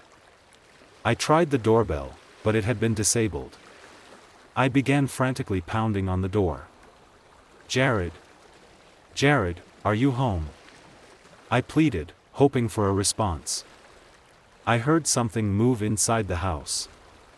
The mail slot on the door swung open and I saw the barrel of a gun poking out, striking me in the side of the head. "Jared! What are you doing?" "It's me, Marshall." You're the fourth Marshall I've seen this week. You're not fooling me. I heard Jared's voice boom from behind the door. This week? I'd just woken up in this nightmare and he'd been here for over a goddamn week? Jared, I'm unbelievably terrified, and if what you're saying is true then I'm so sorry you're in this situation, I cried. I've known you for almost 10 years, you gotta trust me. There was a pause, as if Jared was thinking hard about what to say next. I slumped myself away from the door, so my close friend wouldn't blindly kill me. The other ones claimed to know me too. Just leave me alone. Why wasn't he coming out to confront me? If I was some sort of imposter creature, wouldn't he just kill me here and now? He had a gun to my head a second ago. I thought about it, maybe he was scared. Maybe the things didn't quite know everything about him. Breaking up with Lizzie did a number on you. You always get extra pearls and less sugar in your bubble tea. Your favorite show is Dash. The door swung open, revealing my dear friend Jared standing with a hunting rifle. He took a few inspecting glances at me before ushering me inside. I gave him a big hug of relief, and he reciprocated. He inspected me after he closed the door. You said there was multiple of me? I asked. Almost looked like you, too, Jared sighed. Except the faces were wrong, and one of them had missing parts of their bodies. Jared shuddered at the thoughts of them. Jared had candles lit. The inside of his place stunk, a stark contrast to the pristine conditions he'd kept them in before. The candles didn't help at all. Are your parents here, too? I asked. Jared frowned. In the basement, under the sheets. They're difficult to miss. I'm so sorry. Your family, you hear from them lately? Can't say I have. I muttered. Haven't been bothered to check in years. Moved across the country to get away from them, and in this shitfest we're in I wanted to find you guys first. Jared nodded in approval. I think we should find the others, I declared. You realize they're all on the other side of the city, right? You and I are safe here, Jared challenged. But the theater isn't, I snapped back. Maybe they're there, they could be in trouble. Jared pondered a little, before a light bulb idea dawned onto him. You remember anything from that book you read? You think it's got something to do with this situation too, hey? I asked, partially reassured. I saw it earlier, the markings and text were written all over my home and then, I was here, he explained. Similar experience to myself. Upon thy next waking the gates will open, I recited. The house began shaking for a brief moment. It was as if the universe was listening to me. What was the next part? Jared asked, almost excitedly. In where I'm found, thy key is given. I kept recalling the phrases I understood. The house shook again. I'm gonna bring your place down if I keep talking about it, I said, nervously. In where I'm found, An idea dawned on me. You got any idea where Matt and Chloe got that book? Jared nodded, the bookstore in Lowground Mall. Which is attached to the theater. With any luck, we'd be able to venture to Lowground Mall in roughly an hour and a half on foot. I fitted myself with a couple of makeshift clubs that Jared had built. Nothing had outright attacked me, yet, but I wasn't counting on everything in this plane of existence to be neutral at best. I was banking on our friends' loyalty to be unwavering, and that they'd do anything to meet us there. That key had better be going through this hell to get through, I hissed, stepping outside. Our destination was set, the theater attached to Lowground Mall. Plans were still on for today, it seemed. Jared had pocketed as much ammunition as he possibly could. He must have seen some terrible things if his first reaction was to shoot. Ready? I asked. Ready, Jared answered. We managed to get through our community without seeing any creature. It was much of the repeated destruction carried through the city. Something new was coming, however. Wind. A squall of wind blew at Jared and I, knocking us off balance. The force nearly toppled us, as it bent away at the rotting housing and trees. It was hot, and smelled of death. I looked back at Jared to make sure he was good. After getting back upright, he confirmed he was okay. There was a pause, then the wind blasted us again. Something was different about this squall, however. Carried in the wind was a distressing yet familiar cacophony of screams. Matt's and Chloe's. I am the only surviving crew member of a giant cargo ship. Please learn from my experiences. There is no way to pace this story. Because my recollection of the event is like any other truly violent one, chaotic and instantaneous. None of life's tragic moments are long build-ups to skillfully told releases, they are disorientatingly fleeting, only properly understood with hindsight. But I think the retelling is important. If only to remember what happened. I am an electrician with an engineering degree. My father had a passion for boats, and so naturally I spent some time in the Navy. Although I learned much, it is only important in so far as telling you that I was very qualified for my job. I worked on a cargo ship. That work was a very lonely existence. Hard to keep on to people when you are offshore for long stretches of time, especially women. I had a high school sweetheart, and I spent time dating after we broke up. But no one could stomach my profession, and having me in exile so consistently. So I make do with my own company. Sure, when you are at sea you make friends for life, no way you can't under those circumstances. The thing is just that most of these friends for life, you won't ever see again. Everyone takes jobs when they can, and that means spending a lot of time on the same ship with different men. The men with families plan their schedules around those families, staying true to what's important to them. And therefore often fly home when we port. It is different when you are a single man. Work can become an escape from your life.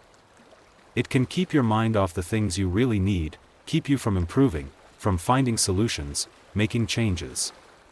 It can occupy your mind even if that mind hungers desperately for change, seeking anything but that horrible, doomed loneliness at sea.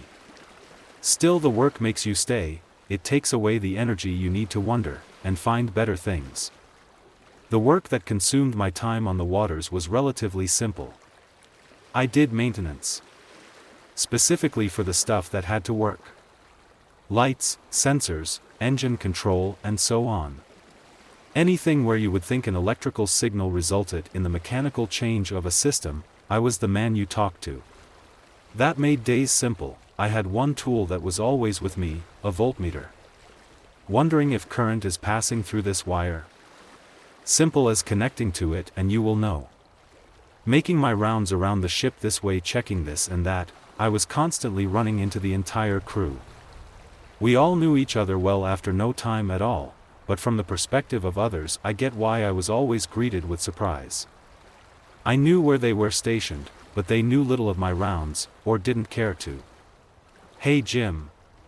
Finding it hard to stay away from me? It was Mark. Basically the only part of the crew I knew from earlier. He was such a lovely man. Kind-hearted, helpful, understanding and full of playful humor. Of course, you're magnetic. I held up my voltmeter like it was dragging me to him. He gave out a small snicker. What's wrong with our ship today? No one liked Justin. Not sure why. Maybe it was because he forced himself into stuff people weren't interested in sharing with him. Or maybe it was just me, and I despised the fact he didn't understand I wasn't interested in having mine and Mark's friendly jester bouts interposed with generic small talk. I had a fleeting thought occur to me then, of replying, "You are the problem with our ship," but kept it to myself. As usual, it's just loose signals that are being tightened up. But you should be glad I'm not letting anyone in on how shitty our sonar is. All ships have a sonar that helps measure the depth to the seafloor. It isn't really useful when you're at the middle of the ocean, like we were at this time. But it can be extraordinarily important when close to shore. And if you are like most normal people, you probably haven't thought about how a sound-based system knows what is underneath you and what is at the sides of you. After all, it is a wave that just propagates out to all sides, so how would you know what the echo was bounced off? The reason why it works is answered by how it sounds. Multiple wavelengths of sound are emitted at once. The waves flow over each other, creating interference. The image is then created by how these waves have changed when they come back. The waves spread out in 3D, and when the sound is bounced of an object, all of the components, with different wavelengths, are shifted in relation to each other. Where there once was negative interference, there is now positive, and maybe, vice versa. Allowing you with some math to know what direction the return signal is coming from. Interference like this is crazy complicated. When interference is between two waves in head-on collision, it is relatively easy to understand. But when waves can spread between each other in 3D, or even 2D surfaces like an ocean, it immediately becomes very hard to grasp how they interact. But this complicated interaction is why sonar works, and simultaneously why ours wasn't always able to. Because in some cases different wavelengths interact in such an unfortunate manner as to create spots of hyper-enlarged magnitudes. Basically, a single spot can be placed in a location where all waves peak together, right at that same intersection spot, creating a wave of such intensity that it can fry the system, simply by being literal hundreds of times bigger than the equipment was ever designed to withstand. A rogue wave, as it is called. And it just so happens that our sonar has a tendency to create such waves much more frequently than you would expect. Let me guess, it's so bad as to basically be like going in blind? I didn't answer Justin this time. Just looked at Mark as I went by them on to the next task. Don't have too much fun without me now. I didn't pity Mark having to stay with Justin. That evening we were all called in to eat together, which was a rare event. The captain chose to give us some bad news, in a nice setting. Not that the room was nice, just that company was. Imagine a ship and you will know what it looked like. Cramped, iron walls spray-painted with a thick layer of whitish paint, fluorescent lights, tables mounted to the floor. The feeling was like you had chosen to live with 15 other men in a floating prison. What a brutal profusion. Okay, so we are about a couple of days. A day or two out from really bad winds. We all knew what that meant, even if his look hadn't been so stern. Our captain was a man with many years of expertise. That he even called a meeting meant this was critical information. And getting a wind warning out on sea didn't mean strong winds. It meant waves. And of course that means dangerous waters. The weight of his words draped over us like a duvet. Just like any slumber party, anything outside of it became a distant reality. I broke the silence. How tall are we expecting them? The captain turned his eyes to meet mine. The important thing is that we prepare for it. That's the only focus at this point. Everybody on board with that assessment? He turned his gaze towards the room. He didn't know the answer, which was frightening. Sounds good, Cap, a few of the men said uncoordinatedly, allowing his desperate plea to let his ignorance slip under the rug. That night I dreamt terrible things. I dreamt that all of us was in the lifeboat. The ship slowly taking on water. We had managed to make an escape. But the lifeboat wouldn't unlatch. With such a technical fault, I dreamt of the men arguing, to some degree violently. They were choosing a crew member to unlatch it from the outside, staying back with the cargo on the doomed vessel. And logically, at least to my dreaming mind, they chose me. I was the only one that knew how to operate the latching mechanism. And being forced to step out from the security of the lifeboat, I watched Mark fight back against the group consensus. Landing backwards on the though metal of the cargo ship, I watched the men that threw me give way to an enormous version of Mark's head. Mark's head filling the entire doorway with his big teary eyes. As the ship started listing, I got to my feet, a new directive being installed into my being. Survival was no longer an option. Only the ability to save my tribe remained. Saving Mark. Dreams are weird conglomerations of ideas. And I don't know if we hugged, but we definitely exchanged a deep-felt goodbye. And I grabbed the small pin keeping me from ridding the boats of shackles. Pushing it of the ship, I watched as I was ripped from existence by my own heroism. "You slept okay, Jim?"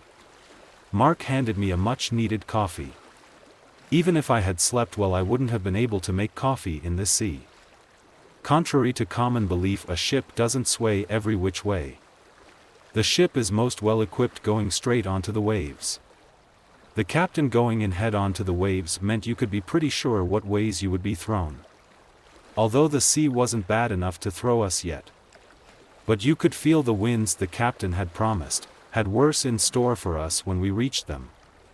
I accepted the coffee graciously. "Thank you," a small smile towards him was unwillingly given off my lips. Well, I actually slept quite poorly. I directed my following inquiry to the entire room. "Does anyone here know how to keep the lifeboat clamps engaged?" The question was vague. I designed it that way, such that it would only get a reply from someone I could trust with the task. "Yes, sure, why? Anything wrong with the controls?" This was my guy. A man named Joshua. "No, not necessarily, I just haven't gotten around to check the circuitry is all. I need a hand with keeping the boat on tight whilst I'm in there." "You have time?" Mark let off a smirk. He muttered whilst bringing back my attention to him. "Sure, holla when you need me." After Joshua's affirmation, I returned to Mark with a disapproving look. "Grab a jacket, Joshua, it's getting cramped in here."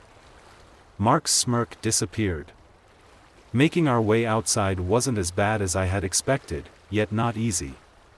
The waves at this point being no more than an omen of the storm to come. Only the swinging oceanic vibrations, manifesting in the waves we now felt, had been able to travel far enough to reach us. The problem was that the seemingly random intervals between the waves made it hard to discern a pattern to the swaying they created. When walking, you ended up having little indication of when they would hit. And looking out over the water, the only regularity I could discern to their motion was their direction. The lifeboat hung at a 45-degree angle of the side of the ship. It was orange. And it was very awkward to get into. I stepped up next to it with Joshua. "Know what to do?" "Yes, sir," Joshua answered sarcastically. I waited for another response. He didn't get the hint. "Yes, sir," he repeated. Now with obedience. "And what are you doing?" He had a look of embarrassment on his face, as he understood what I had meant all along. "I'll be standing here holding onto the release, stopping the pin from disengaging." I nodded. "Great, thank you, Joshua." With our roles defined, I moved into the small canister. Taking a hand to the top of the door, I put my foot onto the sloped floor. What a terrible design choice this was. Ducking into it, I used one hand to grab seats on the way down to the control panel, the other hand tightly gripping my trusty voltmeter. Each step into the maw of it, my movement became more and more fluid, whilst my anxiety in turn grew worse and worse. As I came closer to its control panel, I could see more and more ocean through the tiny, enforced windows. The waves were scattered across the ocean, like an ill-commanded army. Their power was laughable. Given proper coordination, they would have been capable of much greater feats than putting us off balance. I sat myself in the captain's chair of the small tin. "Joshua, you there?" I spoke with more nervousness than I thought I would. I wasn't afraid of falling into the water. I was afraid the boat would fall into the water. Sure, I could get back on the ship. But the boat. Our only safety would be lost forever. "Yes, I'm here." Holding the release pin. "You are clear." I popped the control panel. I looked for the wire that connected to the release button. It was in a cluster of wires that went to the door. This system had plenty of redundancy. Which was good, and unexpected, honestly. Looks like my nightmare was unsubstantiated. But not checking the signal now would be silly. I placed my voltmeter on my lap and removed one of the measuring clamps. Slowly, I extended my hand and put the clamp to just one of the release wires. Once in place, I retracted my hand and went for the next clamp on the device. Reaching forward, I put the other clamp on the same wire, completing the circuit.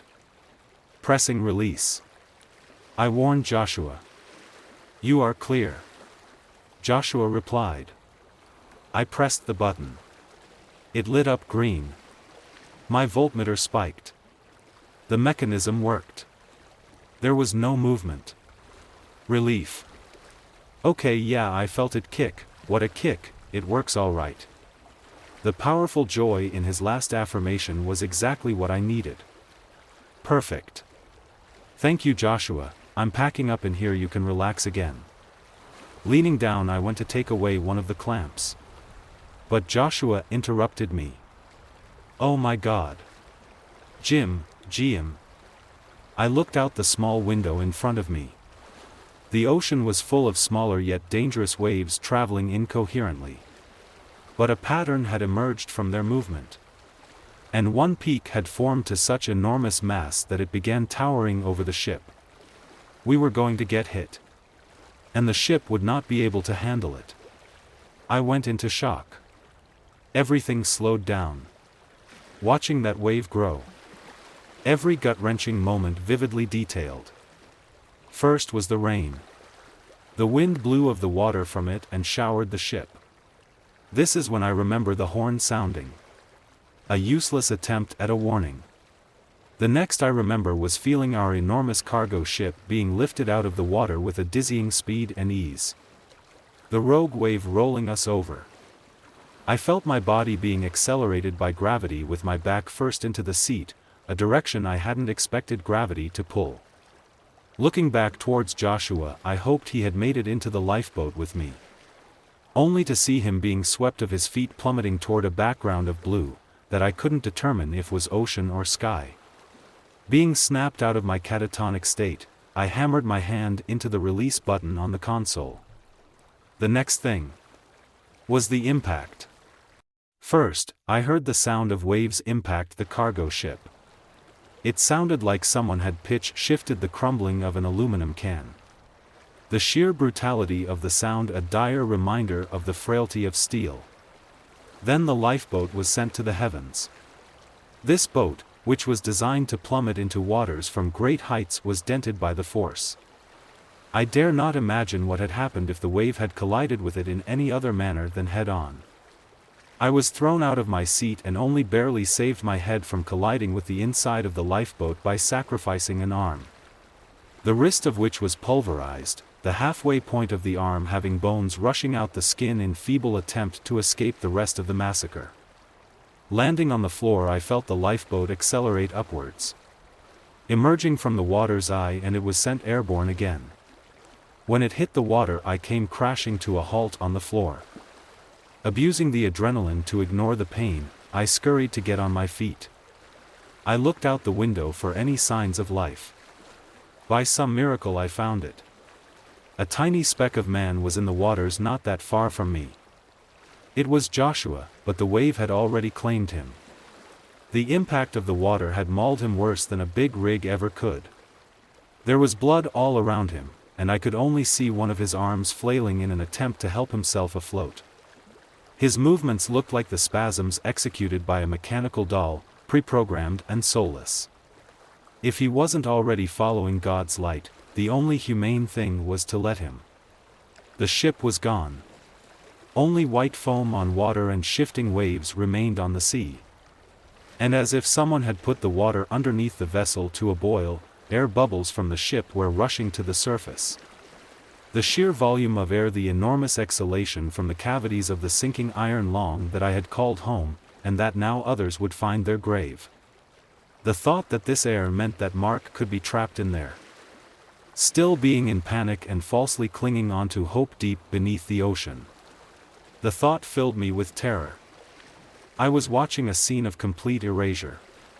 No evidence left behind of the carnage that had taken so much from so many. And as a devilish answer to my newfound despair, evidence was brought back from the deep. Crates of cargo started erupting up from the water. Like floats that had been submerged, their buoyancy lifted the crates so violently that they became airborne, careening out of the water, soaring into the skies. Their re-entry into the waters defaced them to lichen accordions by the force of it. As much as I could have risked searching for survivors, seeing 20-foot crates, tons of steel shot from the ocean, only to come hailing down again, I had to get away. Stumbling to my feet, I used my good arm to hoist me up on my feet. The waves were much harder to ignore now that the lifeboat itself was in the waters. What before had seemed like inconsequential currents of water now rooked me violently back and forth. It wasn't any longer a courtesy to hold on to the rose chairs, as I once again walked down towards the control panel. This time my other hand clutching only blood, air, and my will to survive. Reaching the control panel, I used my good arm to do everything. And with the motor coming to life, the lifeboat was inches from being hit by a crate shooting out of the waters. I gave her all she could muster, desperate to get away from here. But knowing fully well I was at the mercy of whatever direction that crate would come back down. It ended up slamming into the water on the other side of the boat. The crash against the water, an ear-deafening explosion, followed by the anguished cry of thick metal walls being bent out of shape. It had been filled with stuffed animals. Their inerts now flew out of the compressed crate's perforated sides and covered my small windows in fluff and teddy bear gore. I was sailing blind, only guided by the sounds of doom. Sounds that only way to slowly shifted from around me, to besides me, and finally to behind me. I had escaped. Days later I was picked up as the only survivor. Many ships go down like this every year. Rogue waves are not a myth.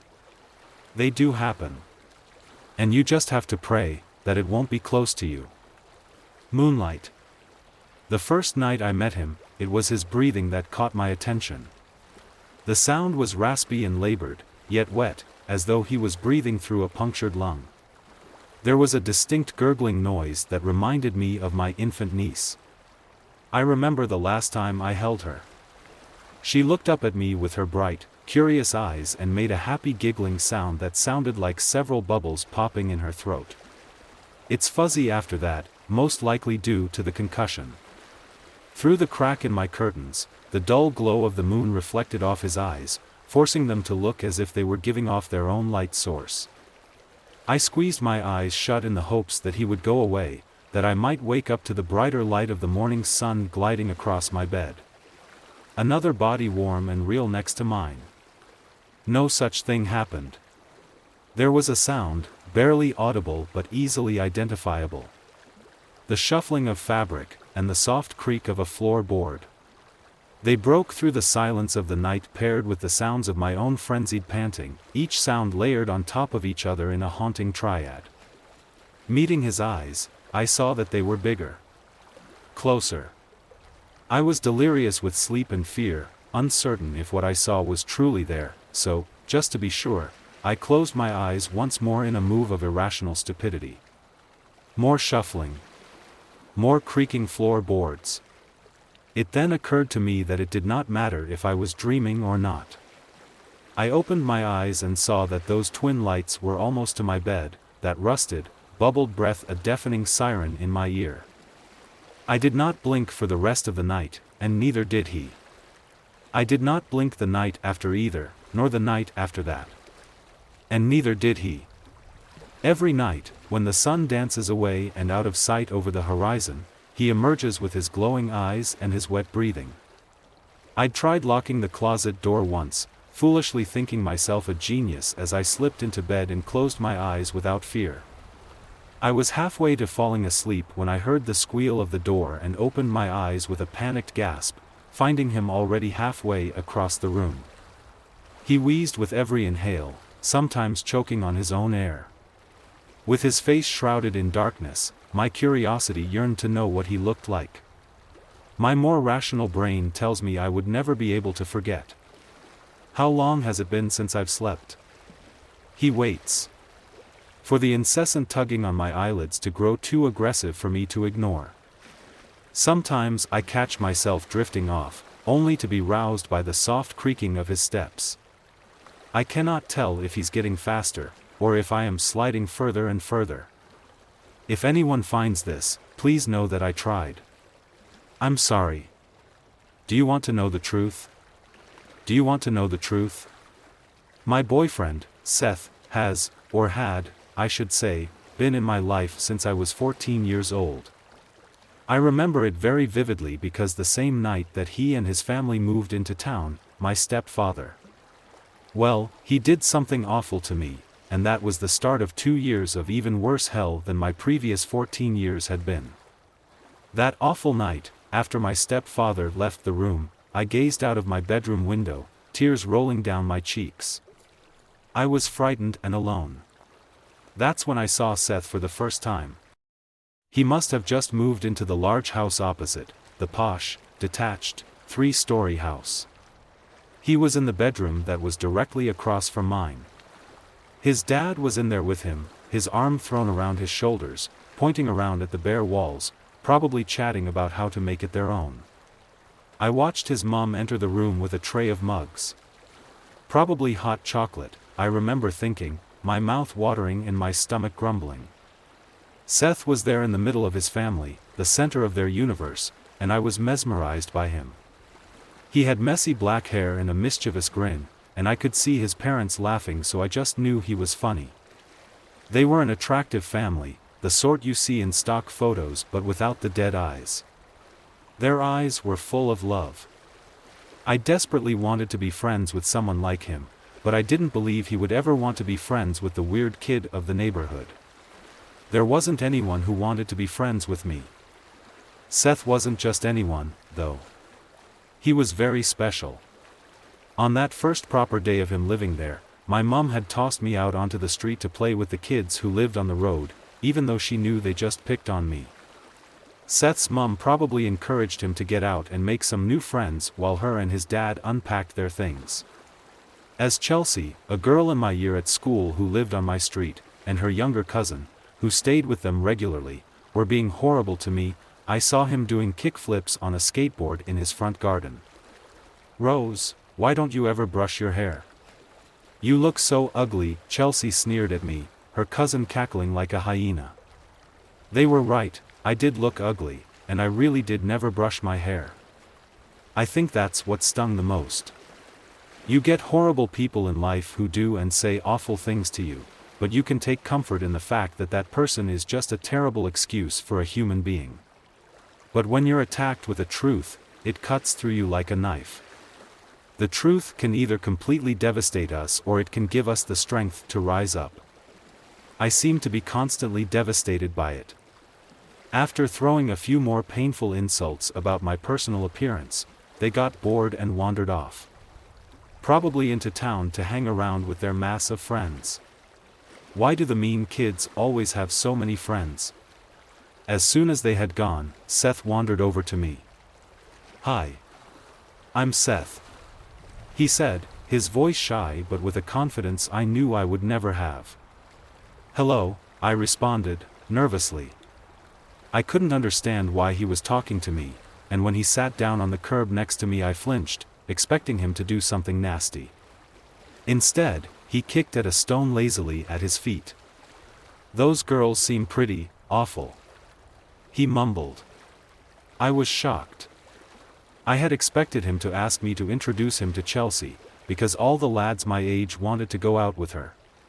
But I could tell from the tone of his voice that he was disgusted by the way they spoke to me, and my heart soared. Out of the corner of my eye, I saw my mum coming out of the front door.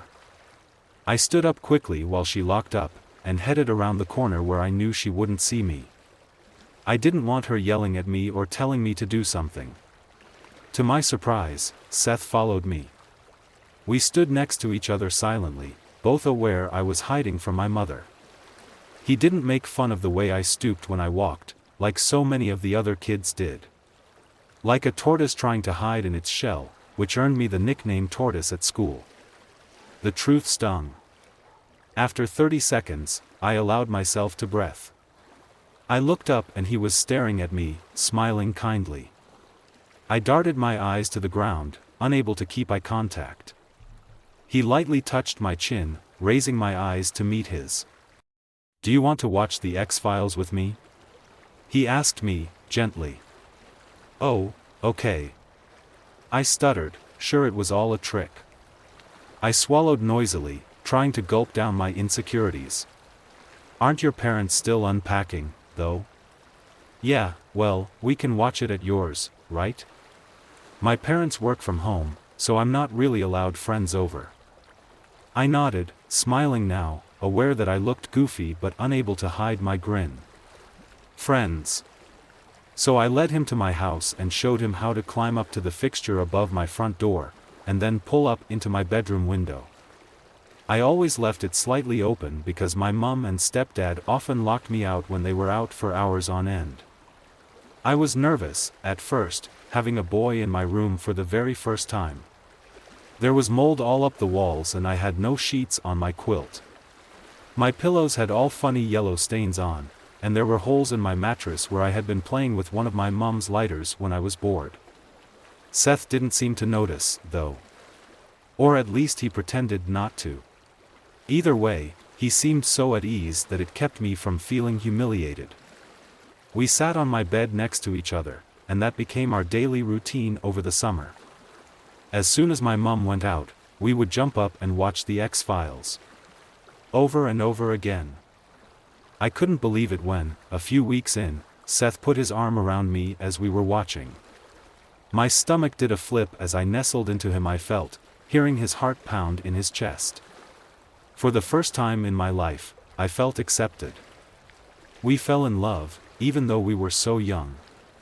I kept him a secret from my parents, because they were truly evil and I didn't want Seth to have such negative monsters in his life. But his parents knew all about us, and his mum and dad often chatted to me in the street. It didn't matter to him that I had no friends. In fact, it seemed to suit him. He was a huge introvert, probably on the spectrum, and I preferred to keep him all to myself, anyway. He was unbelievably gorgeous, his hair always perfect, his clothes always new and so stylish. But he kept himself to himself, so I didn't have to contend with all the girls of the neighborhood trying to tempt him from me. I asked him, one day, what he saw in me. "You're beautiful. You're clever. You're funny," he said. I grinned at him like the Cheshire Cat, knowing none of that was true but also believing that he saw me that way. It was the best summer I'd ever had, even though the worst things my stepfather did to me began that year. However, Seth had been the most perfect distraction. Chelsea even moved away, so I didn't have to deal with her and her vile cousin anymore. I heard my parents talking about it one evening. They'd heard she had taken an overdose and barely survived. She had some sort of brain damage.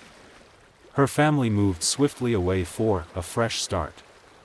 I was pleased that I wouldn't have to have her treating me so terribly anymore, but sad that she had had so much bitterness and anger inside her that she'd felt she needed to try and end it.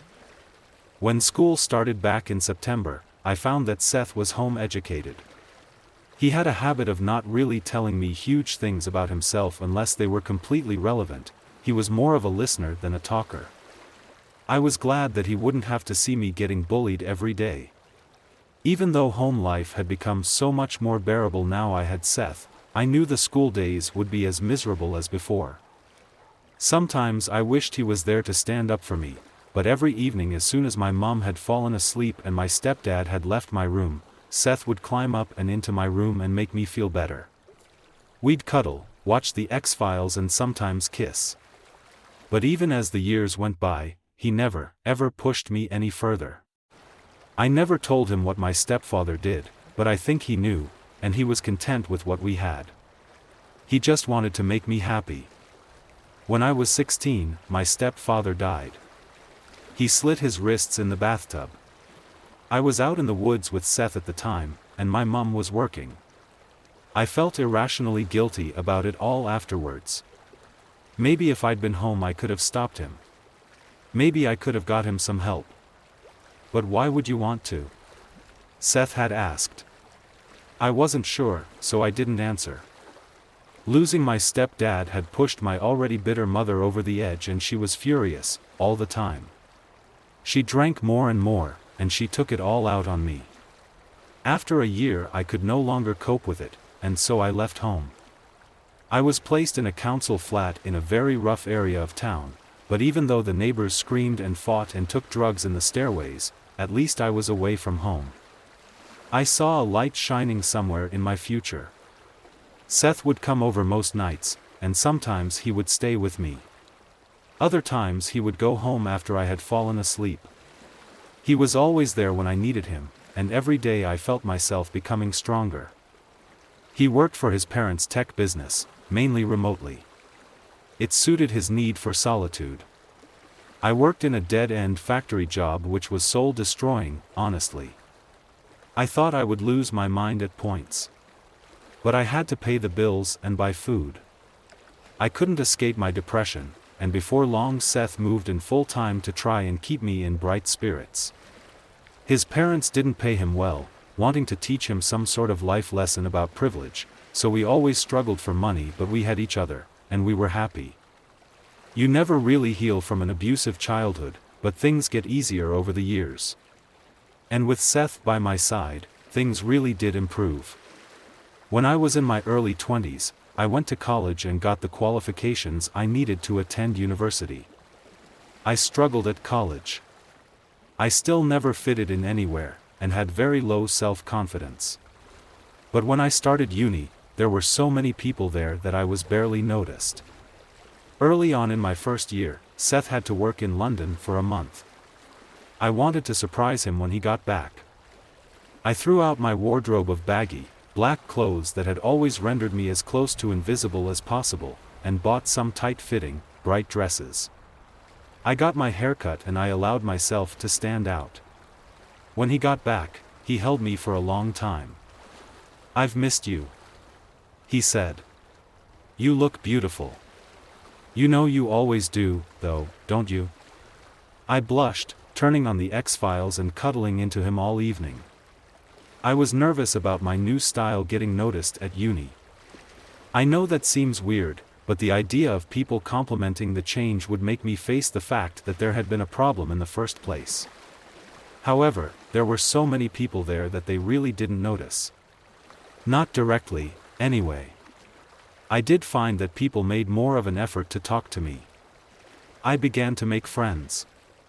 I was encouraged by my peers to join societies based on my interests. One night at a social event, I met some bloke who was studying art who quite clearly wanted to be more than friends. I couldn't believe it. I told him I had a boyfriend, but would love to be friends. He seemed disappointed that we wouldn't go any further. I was so flattered. When I got the bus home that night, I couldn't stop smiling. I told Seth about it and he laughed. Of course he tried it on. "You're perfect." I graduated, not inviting my mum, who I was estranged from now. Seth was working away more frequently now, and the graduation ceremony coincided with him being in London. When he offered to tell his parents he needed to come home, I promised him that it was fine. I didn't mind. I insisted he stayed there. I was kind of glad to simply share it with my university friends. It seemed like I had created my own safe spot there, just for me. Plus, I had an inkling that his parents were setting him up to take over company when they retired. I believed that good times were coming for both of us. As yet more years passed, I climbed up the ladder in my new job that I had practically walked into, with my degree and my newfound confidence. Seth and I did little more than best friends might, but we adored each other with a passion that my proper friends were envious of when I told them about it. He was the perfect boyfriend. However, when a new boss took over my section at work, depression started to cripple me in bouts. He was a misogynistic bully and he reminded me of my stepdad. Every day I was terrified of being called into his office. When he walked past me, I struggled to breathe. I found myself coping by retreating into my imagination. During those dark times that often lasted weeks, sometimes even months, I have to admit that I pushed Seth away. I would become obsessed with celebrities that I had watched on the television, forming wild crushes on them and creating entire personalities for them, with storylines that centered around them falling in love with me. I would imagine they were there with me, holding me to sleep, falling in love with me, doing everyday things with me, all the things that my wonderful Seth had done for so many years. He was left behind, but I was honest with him. I told him about my imaginary affairs, and what was happening at work. He told me they were a coping mechanism, and though they probably weren't healthy, they were a sign of a shift in my mental state. He promised that I shouldn't feel guilty about them. After all, it wasn't real. As my boss started to call me into his office more regularly, openly staring at my breasts and legs, my mental health deteriorated. I retreated further and further into my imaginary relationships, sometimes calling in sick just so I could spend time with my creations. I didn't really see it as dangerous. Well, not until I went to see a comedian perform at the theater and I booked 2 tickets even though I attended alone. I wanted to pretend one of my creations was there with me. I kept turning and laughing at the empty space, pretending he was next to me, falling in love with me a little bit more every time I laughed because I was giving him an insight into the way my mind worked. As I made my way home, I felt sick with shame. I was allowing my weird game to spill over into my real life. I knew what I had just done was dangerous. I also felt rueful that I felt sexually attracted to these creations, but I had never even been able to sleep with Seth. I fell into bed and sobbed hysterically when I got home. I felt Seth's arm rubbing my back. "Rose, what's wrong?" he asked. But I couldn't speak, I just shook my head frantically. "Please. You can tell me anything," he urged me. "You know that. I just want to help you." I swallowed down the sobs and told him what I had done. I told him how out of hand this was getting.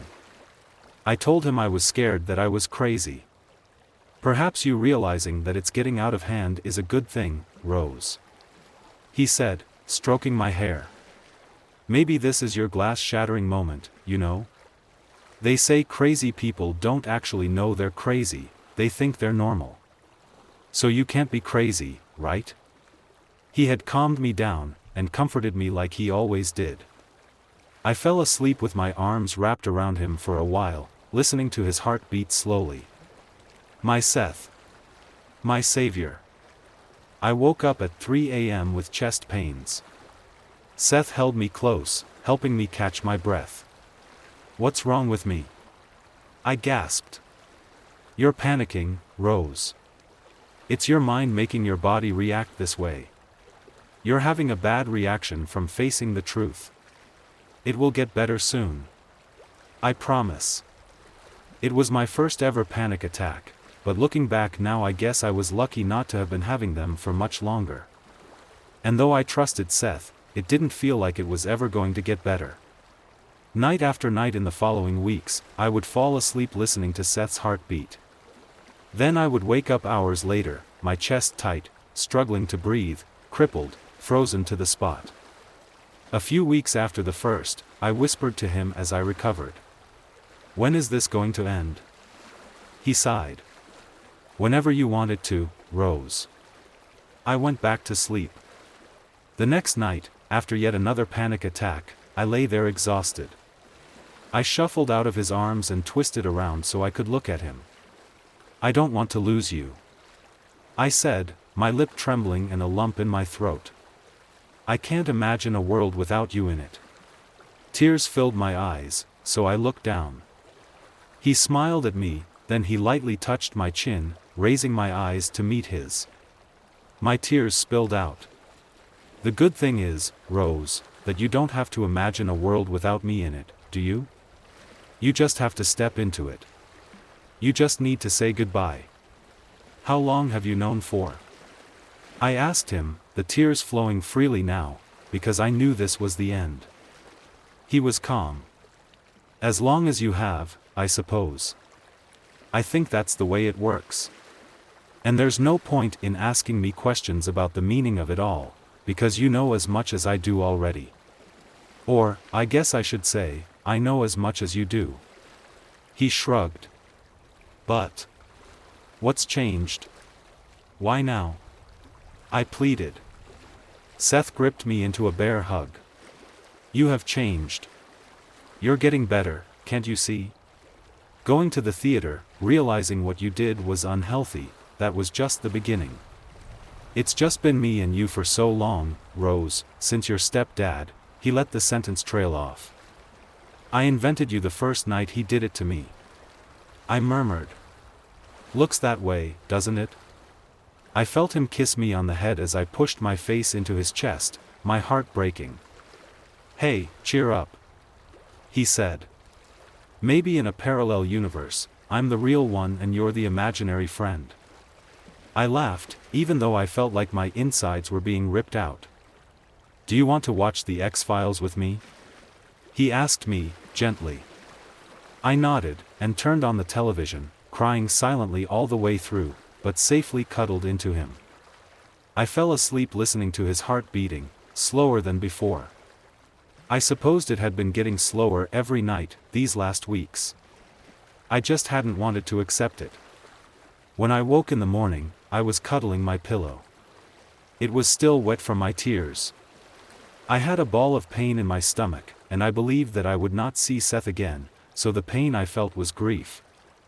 I had lost my best friend, my protector, the person who had always saw beauty in me when everyone else had seen a freak. But I also knew that he was my creation, so essentially he had simply been a version of me. I'd always found it cheesy when people were dying in movies and they'd say, "I'll always live on inside you," but in this case Seth really would live on inside me, somewhere. I drove to my parents' old house that afternoon, and I wasn't surprised to find there was no house across the road from mine. I always knew, I just buried it down. It was just an unused, 3-story, shoddy council building. I stared at it for a while, looking through the window that I had pretended was Seth's room. And for a moment I thought I saw him, staring back at me, his face contorted in terror, screaming silently, fists banging against the window. His eyes pleading with me to release him. But I closed my eyes, counted to 10, and when I reopened them there was nothing there. It's strange, really, because just a few weeks later, my boss threw himself out of the top window of that old council building, so close to my parents' house, so close to my life. It's funny how life is full of such strange little coincidences. I was sorry he felt so disgusted by his perverted ways that he needed to end his life. But I was glad that life at work started to go back to normal, and I began to flourish again. I have my first appointment with a very good therapist soon.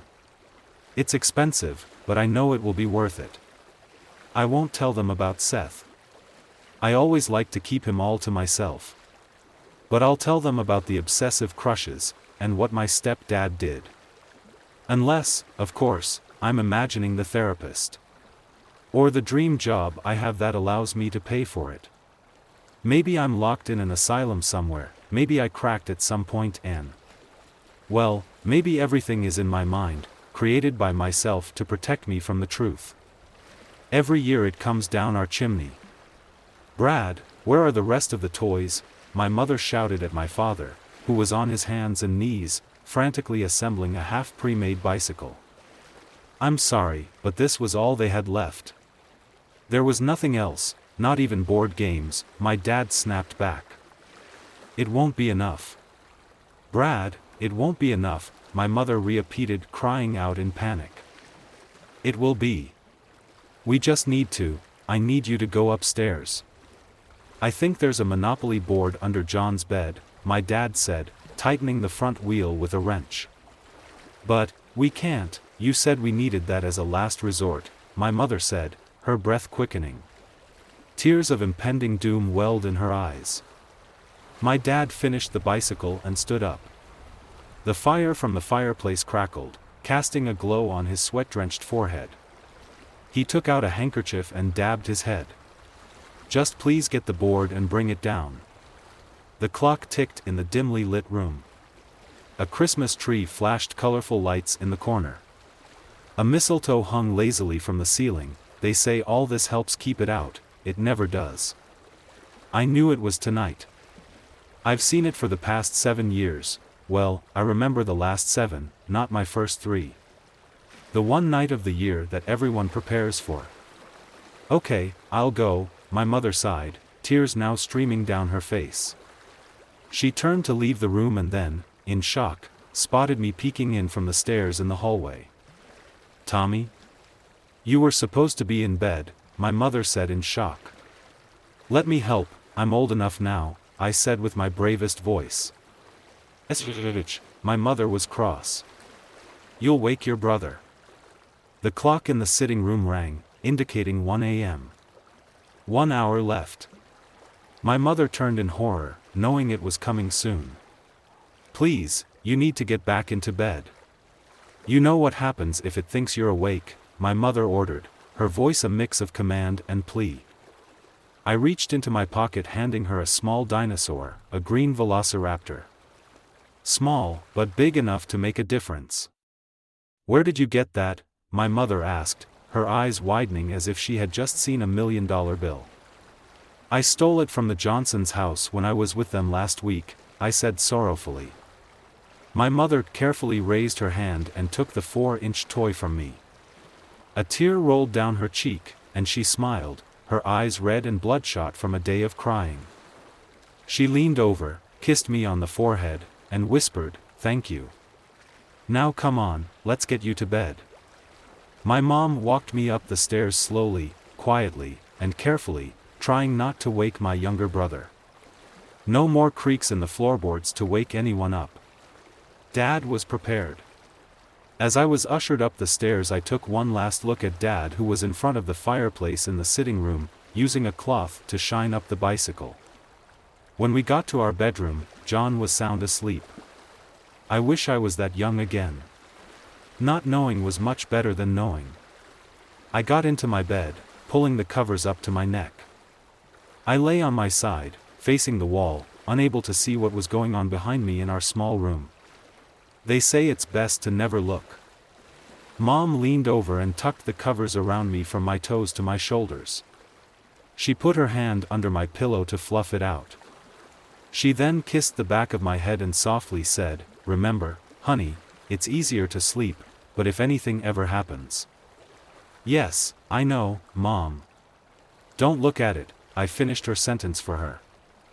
I could hear her sniffling as she got on her hands and knees, searching quietly. Finding what she was looking for, she slid out the Monopoly board. Grabbing it with both hands, she stood up quietly. "Mom?" I whispered, staring wide-eyed at the wall. "Yes, honey," my mom whispered back. "I love you," I whispered. "I love you too. Now please go back to sleep. It's almost time." "Please go to sleep," Mom said, her voice trembling as she held back tears. She slowly closed the door, turning the key until she heard the click of the lock. Downstairs, I could still hear Mom and Dad whispering back and forth. "We need a bigger fire," my dad commented. "We need more toys," my mother snapped back. "This is all they had left, and we were lucky to even get this," my dad said angrily. "It won't be enough," my mother sounded like she was losing hope. "Look, the fire will be on, and we will lock the door. And what if it's not enough? What if it takes them and wants more? We could end up like the Jeffersons," Mom was panicking. "We won't end up like the Jeffersons," my dad said, annoyed.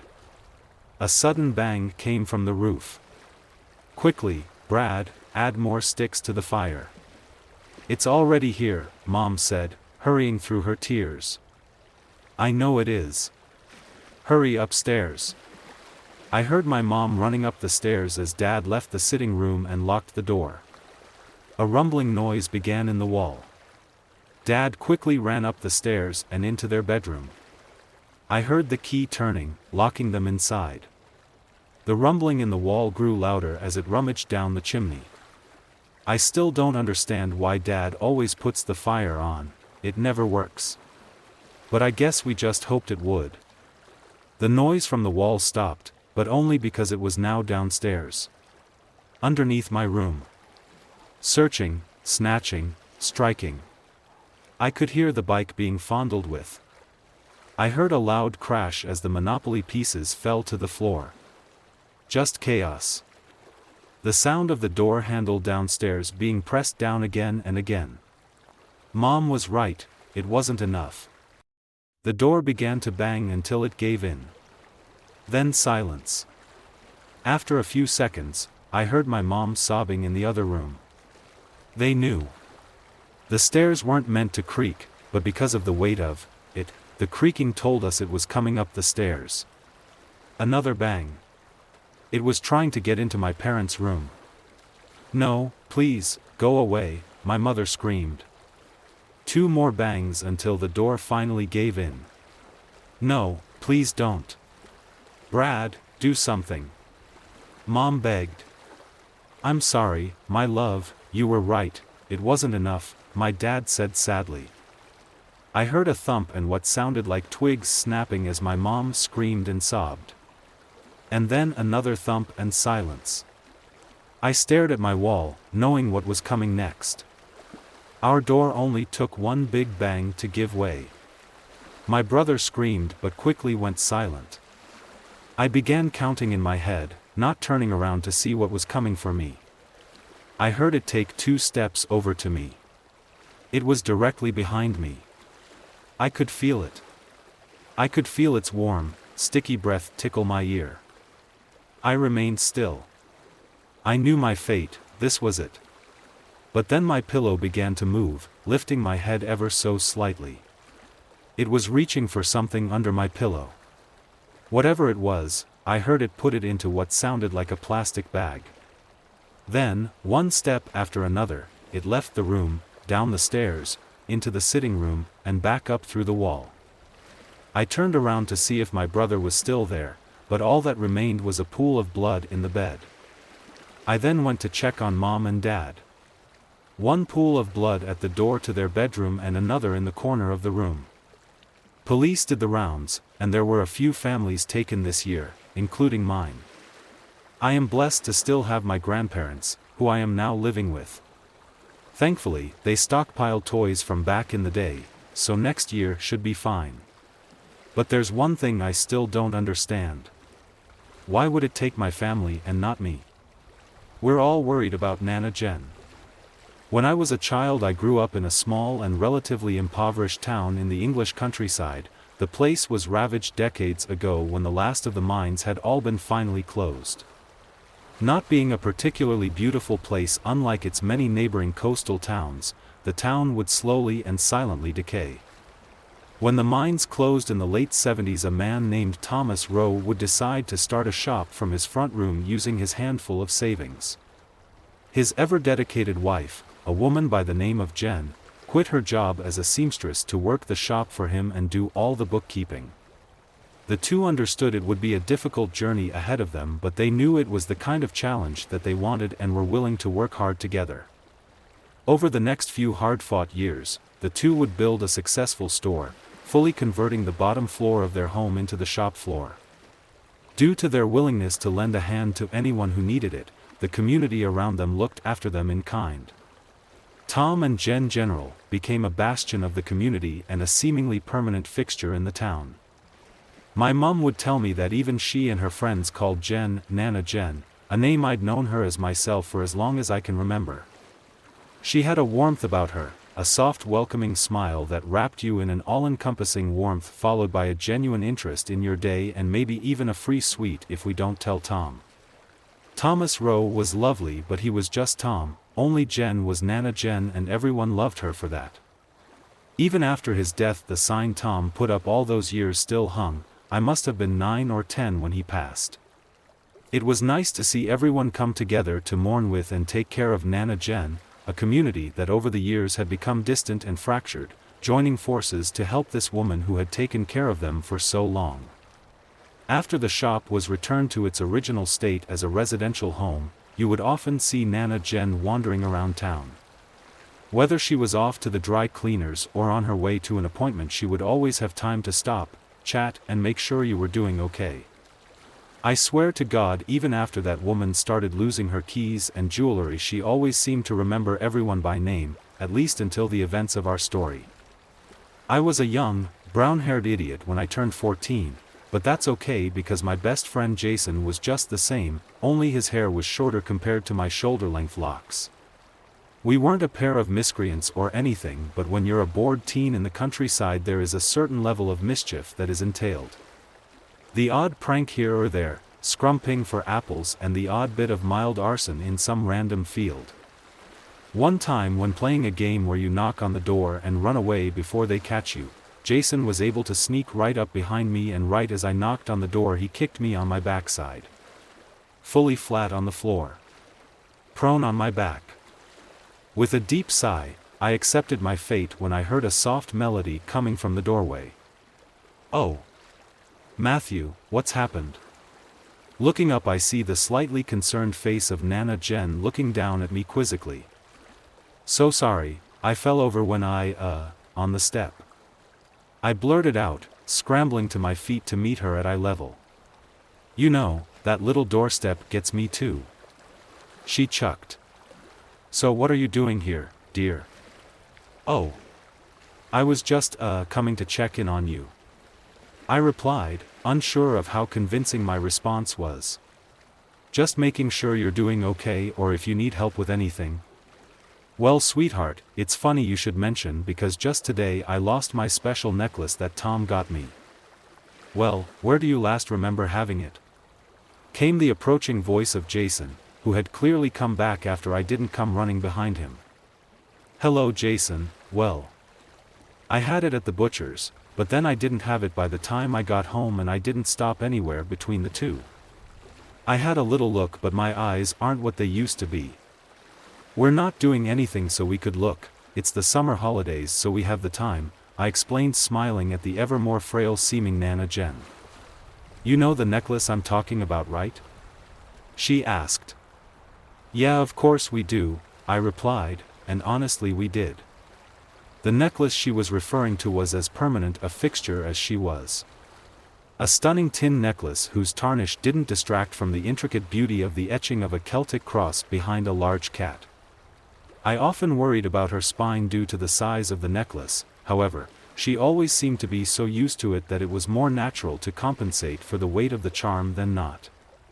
With that, Jason and I had become the initial search team for Nana Jen's necklace. It wasn't long until we were able to rope others into it as we asked anyone we saw along our search path. In no time what felt like half the town was now either actively or passively on the hunt for her pendant. Maybe it was guilt for not finding it, but Jason and I became regulars at Nana Jen's home. She always seemed happy to see us, and honestly, we both kinda enjoyed spending the time with her. We'd often do little chores for her, help her carry things around, and always be willing to taste test her wonderful pastries. Nana Jen one afternoon told us the story of her necklace. It was given to her by Sam when he received a large raise at work. All the wives of the miners here had been given one. She had loved it so much and taken care of it for so long. Jen was the last person alive who had received one, but after this many years that was to be expected. Slowly but all of a sudden Nana Jen started to go downhill. Little things were forgotten here or there, less energy to do what she loved, and even her eyes had become slowly more sunken into her skull. She was aging before our very eyes, decaying, and before long it would be my family who would offer to take care of her. With all the time I had spent with her, my mom and dad had bonded with her as much as I had, so when they noticed how bad she had gotten, our home became the obvious choice to take care of her considering her lack of remaining family. "So my bed is here?" breathed a slightly confused but ever considerate Nana Jen. "Yes, Jen, we have put a new bed with a new mattress, especially for you. We've even got a load of your stuff from your room to make it feel like home." My mom had always been a kind woman, heavily influenced by Nana Jen and her own mother. "Steph, you've been too good to me." A tear appeared in Jen's eyes as she hugged my mom, her ginger hair getting tangled in Jen's face. "You've looked after me and this family for so long, we're just happy that we have the opportunity to pay it back," reasoned Steph, who herself was now fighting back the tears. Nana Jen settled in quickly, however. It would not be long until we noticed something strange. Both my dad and I had separately heard a soft rhythmic whispering coming from her room late at night. Upon investigation it would seem that she was asleep both times. One night I heard her just muttering, "They need it. They need to be buried with it. With it. It's not good. Not good." These small creepy yet explainable instances got overshadowed by the chaotic trial of the festive season. For just the month of December we had hired a nurse to take care of her simple needs so we didn't have to worry. My parents could take me and my sister out for festive activities without having to worry about Jen. The nurse would be a good choice too, as we found out that this would probably be the last Christmas for our great Aunt Sophie, so from Christmas to New Year we would be staying with her immediate family up country. The day we were due back the nurse had stopped taking our calls. At best when we would call the house all we got was a confused Nana Jen who by this point, was beginning to degrade to such a point that she had no idea where the nurse was, or even if she had seen the nurse at all recently. Hurrying home, all we could find upon returning was the nurse's handbag with her phone, wallet and keys all missing. Nana Jen was sitting there on her bed, silently drinking tea and staring at TV static, her warm smile plastered blankly across her face.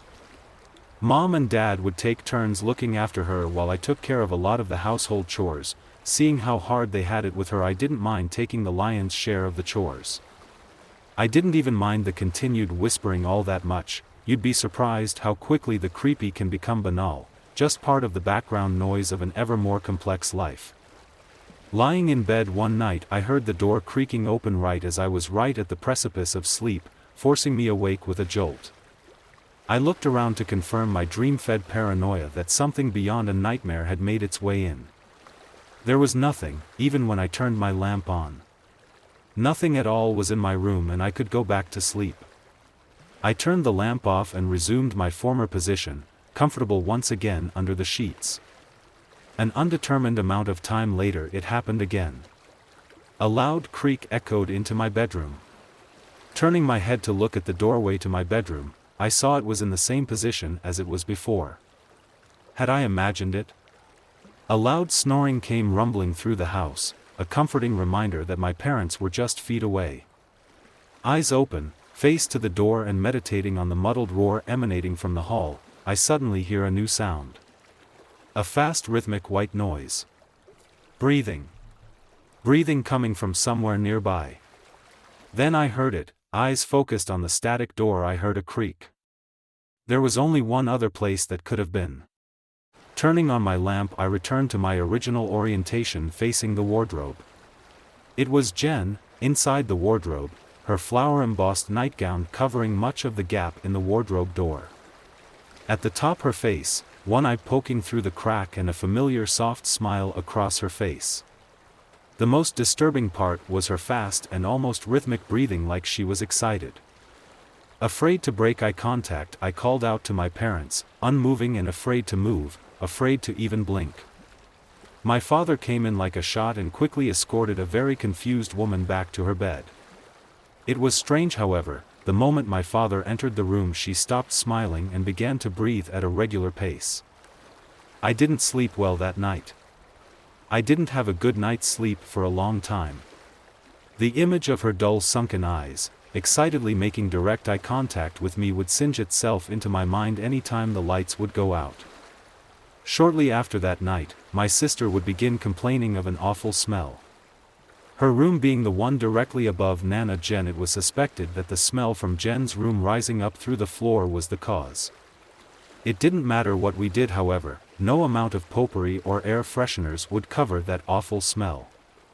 Even after aggressive attacks from gallons of Febreze and enough dented powers to solve any infestation, a week later the smell returned just as rancid as before.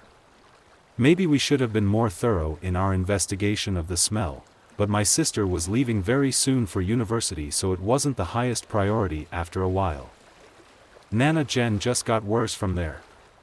She kept staring at the ceiling in her room, just sitting there and smiling at nothing.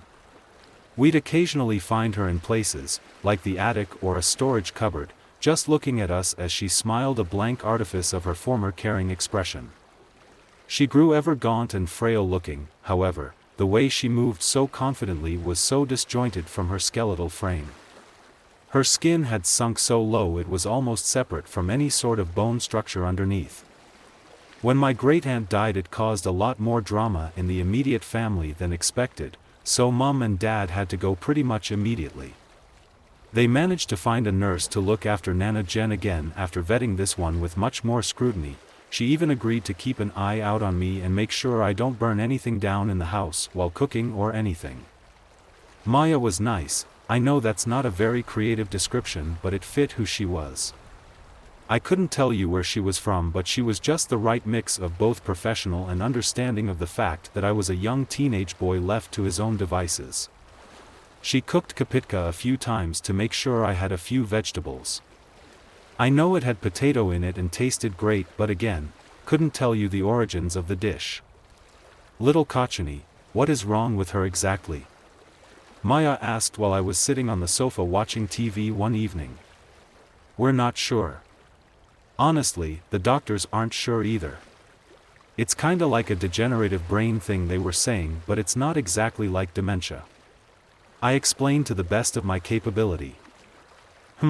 That is pretty much what your mother told me. She retorted, looking off into the distance a little. How come? Like what brought this on? I asked. She just. Maya pauses to take a deep breath. Your grandmother is saying things, like. Wrong things. Wrong things? I parroted. Things like, about a man who lives in the room with her, a man who is angry with her. I could see the deep concern on her face. Yeah. I've heard stuff like that from her, but I guess she's just getting worse lately. I reassured her. She never does anything but stare and smile though, I wouldn't worry. I know it's creepy though. Maya smiled at me, attempting to show she was reassured, and messed my hair up before then returning to Nana Jen's room. It was a few days later when I heard her frantically knocking at my bedroom door. Still paranoid and vigilant at night, I woke up quickly and cautiously announced the visitor in. Maya burst into the room, panic clear in her face, barely able to get a word out. I quickly noticed her hands were covered in blood. I have to go, I saw him here. This was all I could get out of her before a figure blocked out the incoming light from the hallway. Taking both of our attention immediately, we saw Nana Jen standing just beyond the threshold of the doorway. Maya screamed a blood-curdling scream before suddenly and without any warning jumping out of my bedroom window. I sat there in shock, staring at the broken window as Jen shuffled away, restoring light to the room. A police investigation had, from what I could gather through eavesdropping, discovered that she had a history of bipolar disorder and had divorced her husband about 6 months before her suicide, just confirming the narrative they already assumed. I became obsessed. Jason had noticed the level of obsession that had taken me. He even asked about everything one day and I broke, I cried even. I split everything, what had happened, what I was feeling, and most importantly my theories about what was happening. On those theories, nothing was a solid hypothesis, but rather I knew something was happening, and it was Nana Jen at the root of it all. Jason and I made plans to have him stay over that weekend, something that had become rare since Nana Jen had moved in, but with my parents spending one night away for their anniversary it was the perfect time. We were going to stay up late and sneak down and see what was happening in Jen's room at night, and what was going on with the whispering. Dude, if you scare me on purpose I will kick you so hard in the nuts, Jason warned me in a whisper as he descended the stairs late that Saturday night. I promise you, if anything is gonna scare you it's gonna be her, I replied, eyes fixed on the bottom of the stairs. Well okay, I still don't like that, I'm going first. It's your creepy ass house. With that a resigned Jason tentatively made his way down the stairs, reacting to every creak and groan from the floorboards. As we turned the corner we immediately heard the whispering, a soft raspy chant emanating from the place we knew Nana Jen resided. Jason took a deep breath before quietly knocking on her door. I shot Jason a quizzically angry look, to which he just shrugged before unconfidently gripping the handle. With a nod to me, Jason opened the door. What hit us first was the stench. An expression mirroring my disgust was plastered across Jason's face as soon as the door opened. Then we saw her. Nana Jen stood in the center of the room, her clothing on the floor, and the nude skin that was so usually covered in her gown was a mass of decaying and rotting flesh. She panted as she smiled towards the ceiling once again. A dissociative free fall took hold, almost like my brain was trying to protect me by making everything feel like a dream, like it couldn't be real. I didn't even notice that Jason was screaming. I just saw her. By the time I had regained control over my senses, I noticed two screams in unison.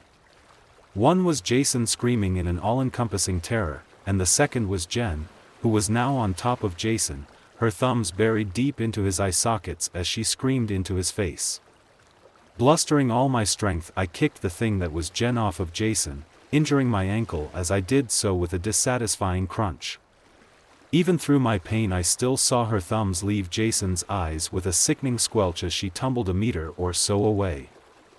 I wrenched a whimpering Jason up and began practically dragging him out of that room and out the front door. Closing the door behind me, I continued to drag Jason away, to somewhere, to the family next door. They owned guns and I knew we'd be safe. In tears, I pulled Jason the 400 meters or so to the next door and began banging on the door as hard as I could. Jason is alive. Blind and sour about it, but alive. As for Jen, she went missing immediately after. It would be another year of sleepless nights before she was found dead and naked in the local forest by an old Celtic shrine. The worst part was what we found when she left. After investigating the ever-present smell and pulling up the floorboards in my sister's old bedroom, we found her. Jen had killed the first nurse, ripped her eyes out, pulled out her throat, then hidden her in the floors. There was plenty of shock and sorrow in the community at the news of their former matriarch, but those feelings were all temporary and soon faded with time. Now all the town is left with is the eerie tale of an old woman with no skin who haunts an old pile of stones out on the moors.